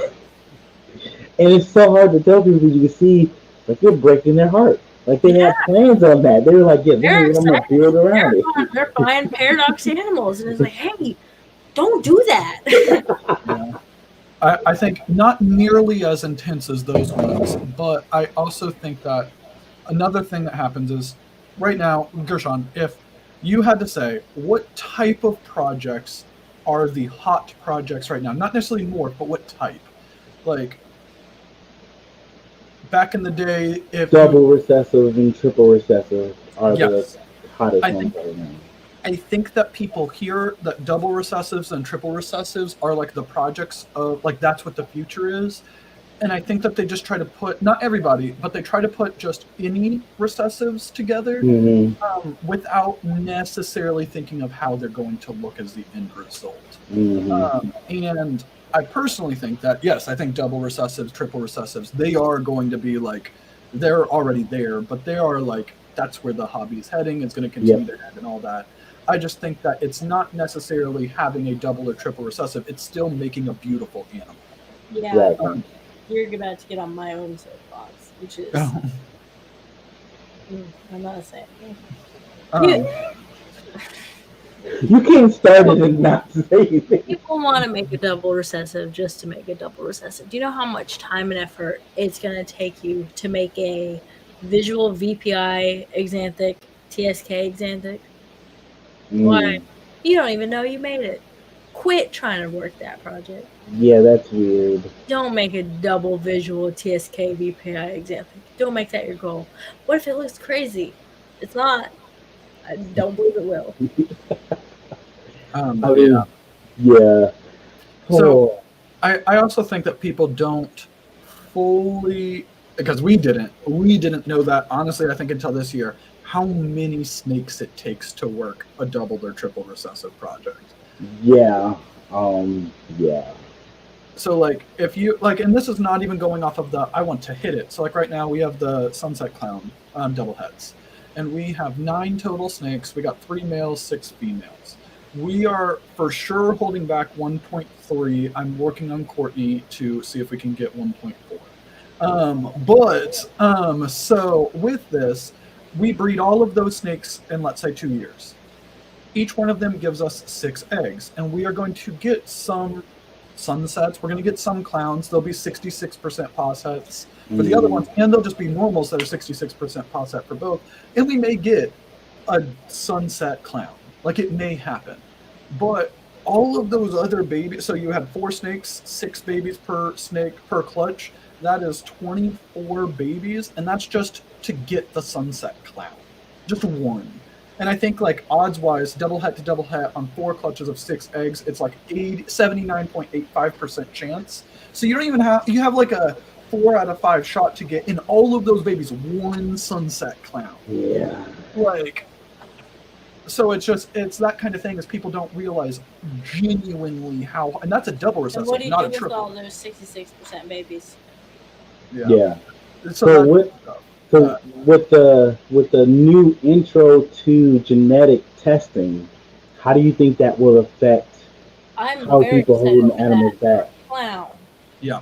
Sunset doesn't exist. Yeah, it doesn't exist right now. So even if we know it's a het clown, it will definitely help. It'll be a 66% het sunset. It's just those normal babies will be hard to sell. Yeah.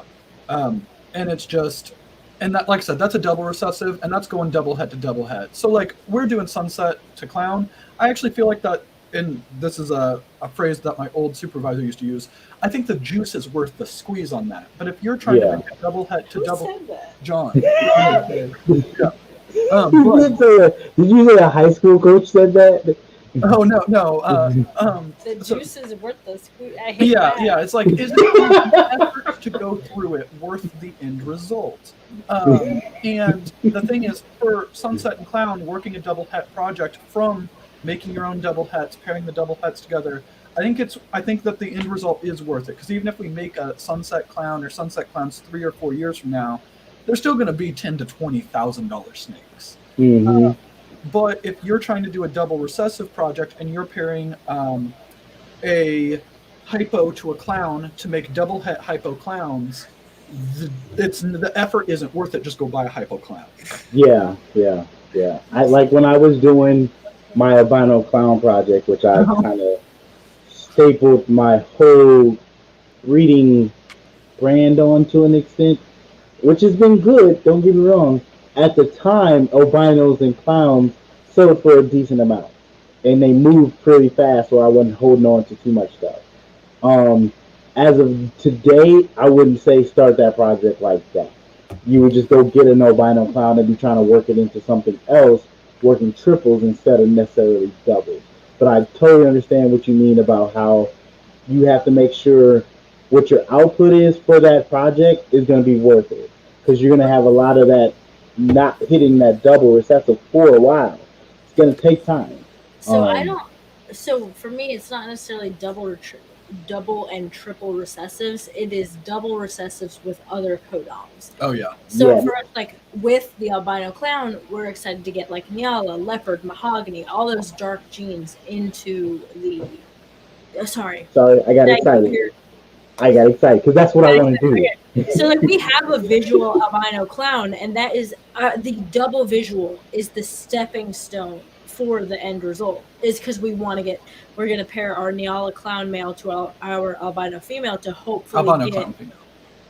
Well, first we're gonna. Oh yeah, you're right. So we're gonna get double het albino clowns with Neala to pair to our visual albino clown female, and hopefully get Neala albino clowns, and just go from there on we're gonna pair our visual clowns to our albino female to keep getting things to pair back to our double het. I'm sorry, double visual albino to work that project. Rich, I know you were at Tinley. Did you happen to see the table where they had the albino clowns in March? I heard that they were like super low price there too. Like $400 or $500. I was like, what is he doing here, guys? One up. Somebody told me, and I was like, I got eggs that could be those. I'm not gonna buy one now. And like that's a part of that project was I couldn't buy that animal. I couldn't just go buy that animal because I had been working to make that animal so long. It was a personal issue for me to just not go buy that animal. Now that I've made one, I can go buy them now. Just fine. I've made mine. I can go buy it now. But that's the thing. I wanted to get more darker genes into that project to help with that contrast and make that just stand out much more. And I know people think albino's kind of a dead gene to an extent. It's hard to work with a gene people feel is not what it used to be and try to get them to see what it can be. Justin does it all the time, but Justin has the space and the animals to do that. Don't have that. So I am trying to figure out the best way to work that project now going forward. Definitely dark genes into it is the best way to go. But like you said, you have to hold back so many animals when you work in a double or triple recessive project. Yeah, so like the triple recessive, I think the one really, really cool thing about the triple recessive and the quad recessive projects are if you are not necessarily concerned about hitting the triple visual or the quad visual, it increases your likelihood to hit the double visual or so if you have a triple visual and you're pairing a triple het to triple het, you have a better shot of hitting a double visual. You don't necessarily know the combination than if you're pairing double het to double het, because there's more opportunities for it. So in that situation, you could you are having a better statistical chance of getting double visuals from the triple het to triple het or quad het to quad het. And that can make them valuable, like really, really valuable. It's just that you can't necessarily be picky about what you're pairing. So if you have, let's say, albino, so you have a snow, and you pair a snow to a hypopide, okay? None of them are necessarily super valuable genes on their own, and you make quad hets. So now you have quad het, hypopide, snow, exanthic. The whole quad visual is probably just going to be a white snake. Yeah. And it's probably not going to help. You don't actually want to get the quad visual, in my opinion, in that situation, because you just have a white snake. But the fact that you could get really good odds, I think it's a 1 in 4 chance because it breaks it down. It's a 1 in 4 chance to get a hypopide or an exanthic pied or an albino pied, or any of those combinations of it. I think that's where it makes the quad hets really interesting and fun. Oh yeah. Yeah, it gives you a better chance to make the doubles. If you're shooting for just doubles, that is a better way to go. Oh wow, yeah. But it's just if you hit the quad, yeah, you got a quad visual. It's just that in that snake you got a white snake, or in that situation you have a white snake. So my undergrad is in statistics and probability, so I hate all of it. Yeah. All right, prophecy. If you happen to see our Instagram account, the picture that we posted yesterday is of our 900-gram adult sunset male. You may look at him and say I don't like that snake, but So one of my biggest pet peeves is people saying they don't like animals because they don't look as good as adults. Name one animal that looks the same as it does when it is a baby. Tell me that a puppy is not as cute as an adult dog. Tell me a gray-faced adult dog is less valuable than a puppy. Tell me an adult with wrinkles is less than a baby. Any animal is going to fade in color, in vibrancy, in any animal. It doesn't matter if it's a snake, it doesn't matter if it's a dog, it doesn't matter if it's a cat. It's going to gray, it's going to brown out, it's going to wrinkle, it's going to do. That's just how life goes. And I don't see why it's not an inanimate object. Of course, it's going to age. That's a pet peeve of mine. I do agree with Prophecy on Desert Ghost. I think does look better. It does, like, it's true. Like, it holds its colors. It does that. That is an exception. And I think that if you are saying that, like, again, if a snake, we'll just say specifically snakes. Yeah, like, DG's the only one that looks good as an adult. I don't agree with that. I think albinos look great. Oh yeah, albinos look just. Yeah, some albinos do look really good as adults. I agree with this weird bright orange on them for some reason. They look phenomenal as adults. I just think those are the exceptions and not, like, the rule of it is that as animals age, they don't look as vibrant as they did as they were babies. Yeah. That is the exception, not the rule. Now, throw Desert Ghost into Clown, and it keeps it, and that's great. But that's also makes it from a clown male being a $200 snake, a DG clown, now it's a $10,000 snake. Like, yeah, I mean, I like Sunset. I plan to get into the project when my bank account meets that rate at that point. But I do plan to get into Sunset. But at this point, I probably have to get into like double recessive Sunset, or maybe, or a Sunset with a head on it, just to stay leveled up into that project. You know what I mean? To an extent.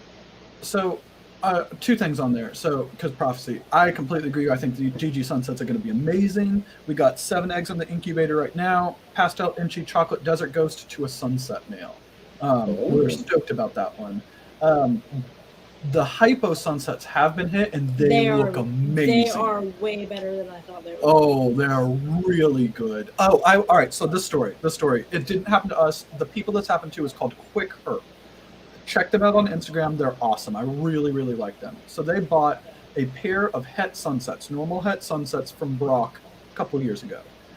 When they bought them as just Het Sunset, normal Het Sunset. Mm-hmm. He gets there and he's picking them up. And Brock's like, hey, by the way, one of the parents of these babies was a 66% pus Het hypo. So there's a chance that they could be Het hypo. So each baby had a 33% chance that they would be Het hypo because the parent was 66% Het hypo. Mm-hmm. Didn't think anything of it, raised the babies up, paired them together. They paired them together, and this was their second clutch ever, period. They hatched out a Sunset hypo. Both of the babies proved Het hypo, and they both had a 33% chance to do it. Wow. It was wild. That's crazy. Oh, wow. See, I always hope something happens like that for me. I know, right? Like when we paired our our pastel clown. I'm sorry. When we paired our banana xanthic to our pastel clown, and those babies were hatching, I was like, those babies, are those as visual as xanthics? Does it just so happen that our clown was also headed? No, they were just pastel. For the bananas. Yeah, for the bananas. But now they're double het clown and xanthic. But I thought they were visual xanthics for a second. I was like, what are the odds? So yeah, we talked about genetic testing. So how do you think it's going to change the industry? I think that a couple different things on it. I'll talk about for us, and I think that for us it's going to be the same approach a lot of people use. Then I'll talk about like what I think the economic impact of it would be. So for us, what it does is it makes me more confident to breed heterozygous animals for a recessive gene that is testable, like pied, clown, or lavender, to other animals where I wouldn't be making, like we wouldn't be making the, let's say, a visual pied. So we bought at Daytona an ultramale het pied female because we could pair her to anything, make 100% het ultramale, and all of her babies would be 50% het pied, but with genetic testing, we can figure out which ones are actually het pied. We don't have to worry about that. So I think that what it does is it makes het females specifically het females, I think it makes them more valuable because they have a wider application in breeding. You don't feel that you are chained to, well, I need to pair this to another visual of that recessive or another het of that recessive to get the full value out. So I think it's going to make het females more valuable overall in the long run. I also think that it will let people take more gambles on things that are POS hets because, like, for example, let's say that you're going to buy a sunset, and a visual male sunset right now is about $5,000 to $5,500. And you're like, okay, this other person has a sunset that is 50% het clown, and they're selling it for $6,000. They may be willing to spend the extra $500 to buy the 50% het clown and then just test it. And then they know they don't have to do breeding, they don't have to waste anything, but then they know, oh, it is a het clown. And now this snake went from a $6,000 snake to like a $12,000 snake. So I think that that is like another thing that comes into it is people will be, het females are more valuable. People will be willing to take risks on POS hets because they know they can test them before they have to breed them and waste a potential season. And then lastly on it, I think that overall, the market will split into two different places, and that's going to be places that businesses, breeders who genetically test their animals before they put them for sale, and breeders who don't. And I think that the breeders who genetically test will have a competitive advantage, and that they will do better.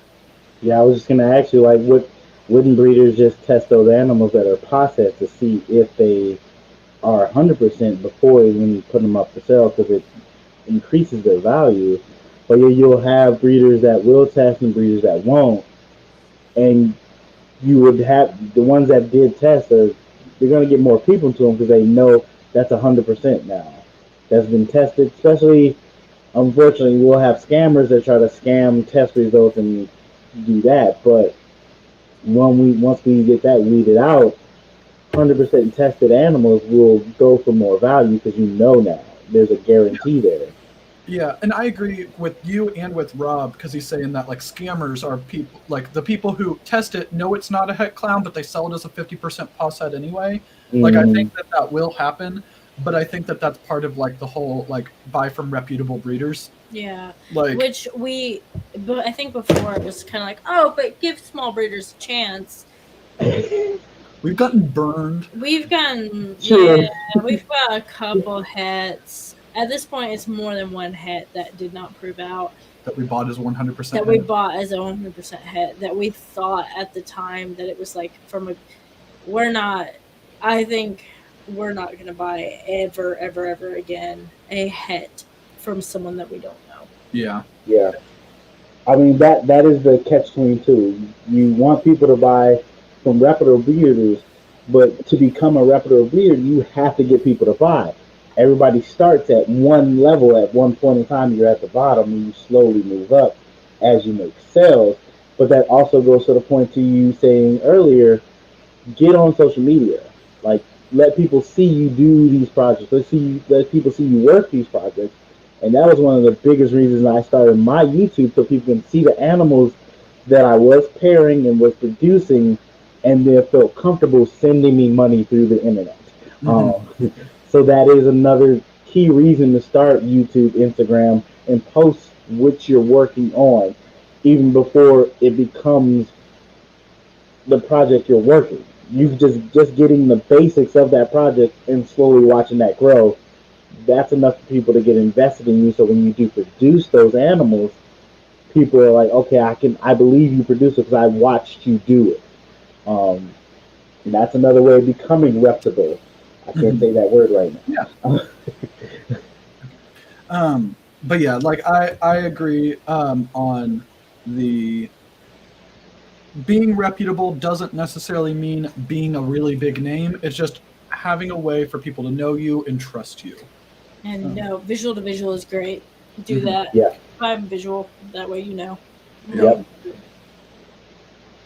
Um, So we actually just had another pairing that we bought as a 100% visual. I mean, a 100% het, and we never for 1 second doubted that she was 100% het. We didn't when we went to cut the eggs after they started pipping. We were like, oh, how many clowns are we gonna get? 0. None. It was 9 eggs, no clowns, Mm. visual to a het, and the odds of it was like less than 0.1% that Mm. she was het clown, but just missed on every single one of the There's eggs. no way. So, and that was one that we didn't even for 1 second doubt that was a 100% het, because we thought at the time when we bought her, because this was like our 5th snake we bought, we didn't doubt it for a second, and we should have. Um, Yeah, honestly, the times that we've gotten burned on buying a 100% het and it hadn't been a visual het have always been from shows. oh, really? Mm-hmm. Yeah. So the thing is, we don't buy mini snakes on. I think that we did a little bit at the beginning.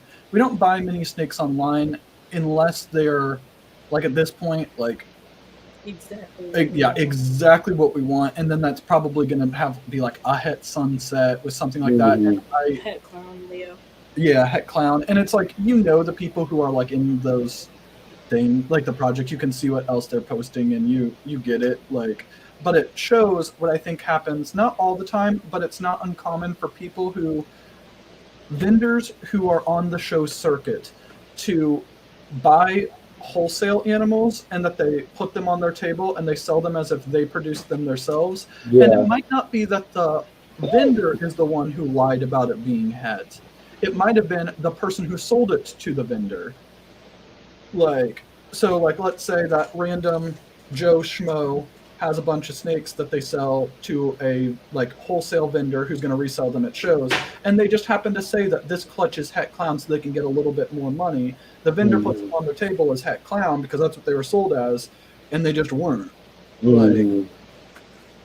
Yeah, I can see how that could happen too. Yeah. Oh so yeah, that's something because I'm me thinking I've bought all my snakes mostly online. I bought maybe 5 in person, but most of them have been online. Majority of my collection has been online purchases. Now that you say that, I'd never thought about that. Like, oh wow, yeah. that's interesting. And it's not, I'm not saying that every single person who does a show is going to do this. Like, obviously, like True. we're vending a show in like 2 weeks, but I do think that that is one of the reasons why it happens. Hmm. Somebody in the chain of it within the reselling said that they were het clown to try to get a little bit more money, and that's yeah. Yeah, definitely. I can totally understand that. So that's all my questions. Is there anything you guys would like to promote that you got coming up? Speaking of vending a show, winning that show, what's the date for that show?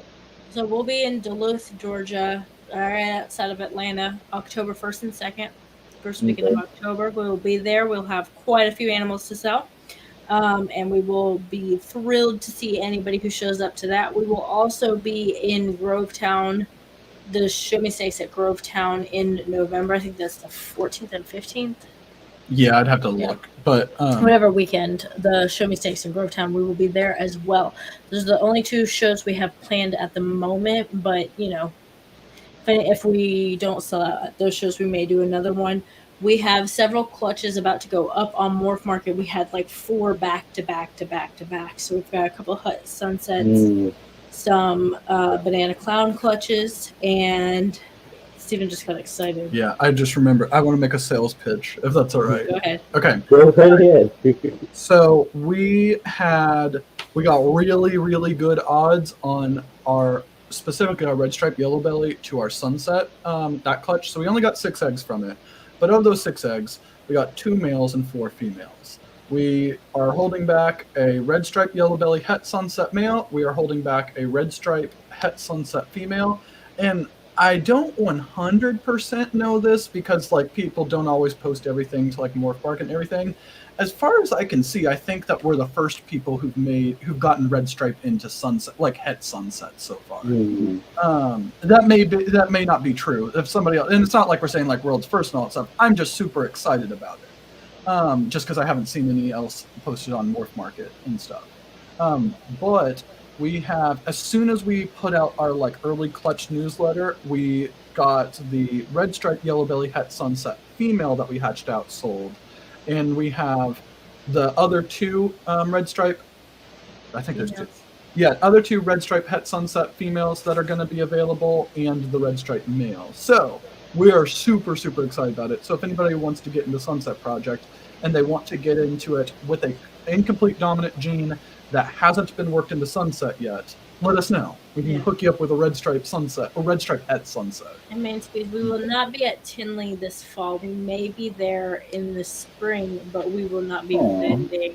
We got big inflated egos and said, well, maybe we can vend Tinley next fall. And then we found out that that's like pretty exclusive. Yeah. Not that easy. Waiting list. Yeah, so, yeah. Okay. Also, what is your next video coming out? What's the next video you got planned?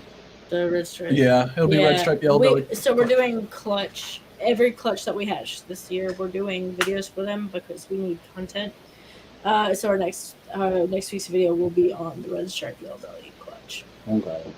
So speaking of content, I just came up with a question.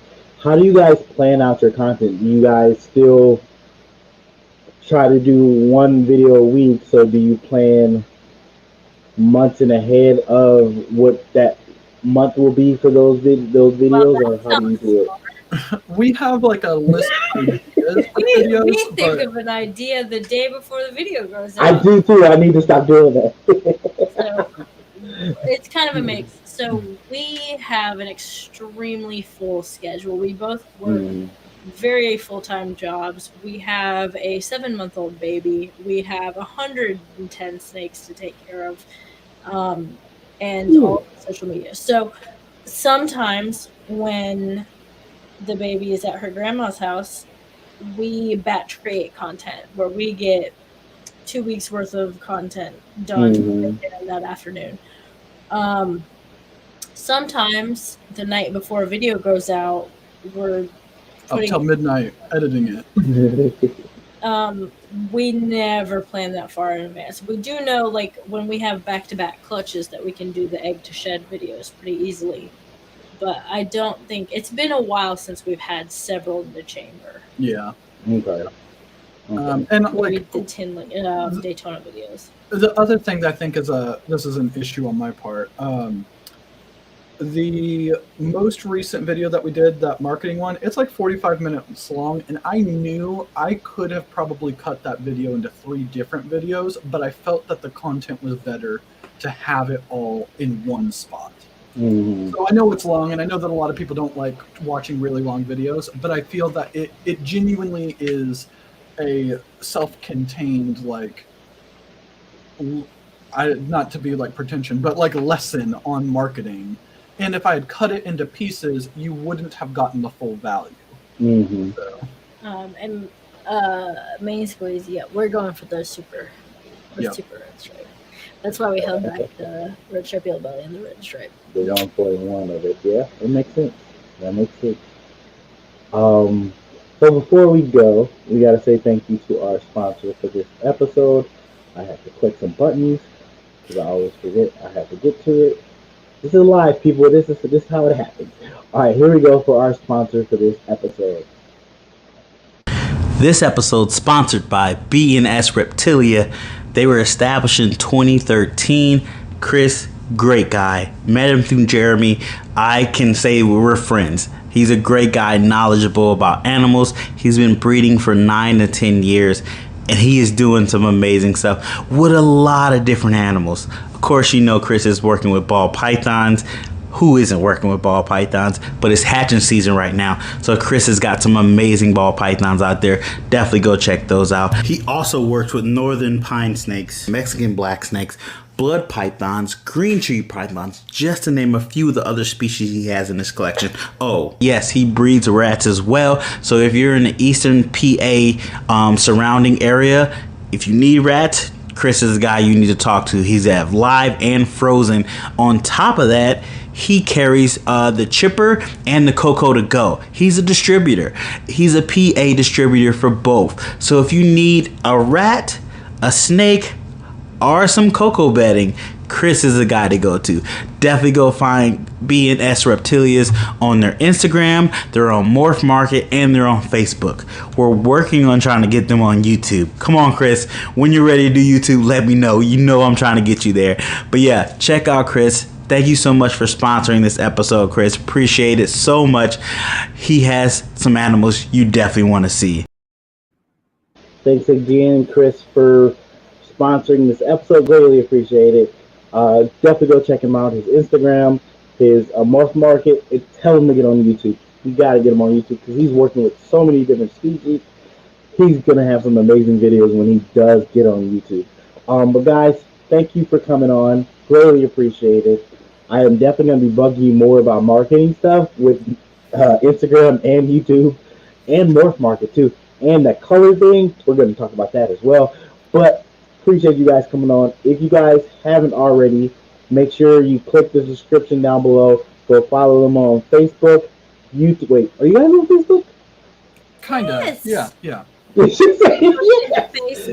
I've been crossing all my T's. So Not Facebook, all my I's this season. YouTube, Instagram, and her TikTok. It's only Courtney's TikTok. Steven has nothing to do with it. And it's funny. So go follow them on all those platforms. But thank you guys again for coming on. Greatly appreciate it. Thank you for having us. Yeah, it's been fun. No problem. All right, guys. If you are tired, then go to bed. I understand. But if you're not tired, there are like 6 different lives on right now. So go check out Keys Constrictors Hair Down Fridays. Samson has a live. I think Iron Dog's live got canceled, so you can't see that. Michaela's having a live in like maybe another hour. She's going to pop up live. So go check out somebody else's live. Go share the love over there. If you haven't followed everybody in the chat, go hit that follow button on YouTube. Doesn't hurt to follow some new channels you don't know. But don't do follow for follow. Go watch some of their content as well. Make it make sense to YouTube and Instagram. Like some things as well. We learned that today. If you follow somebody, hit the like on a couple of things. Show that you're engaging with their stuff. But thank you guys for coming by, hanging out. The next video will come out Thursday. That's going to be Who's Your Uncle for the clutch that just came out this last Thursday. So check that out. And now I'm just rambling. So you guys go have fun. Go do something. Tell somebody you love them because that's important too. You never know how much time we all have. Be nice to somebody. Just be nice to everybody. That's all I got to say. All right, guys. Thanks for watching. And I'll see you guys next time. Bye.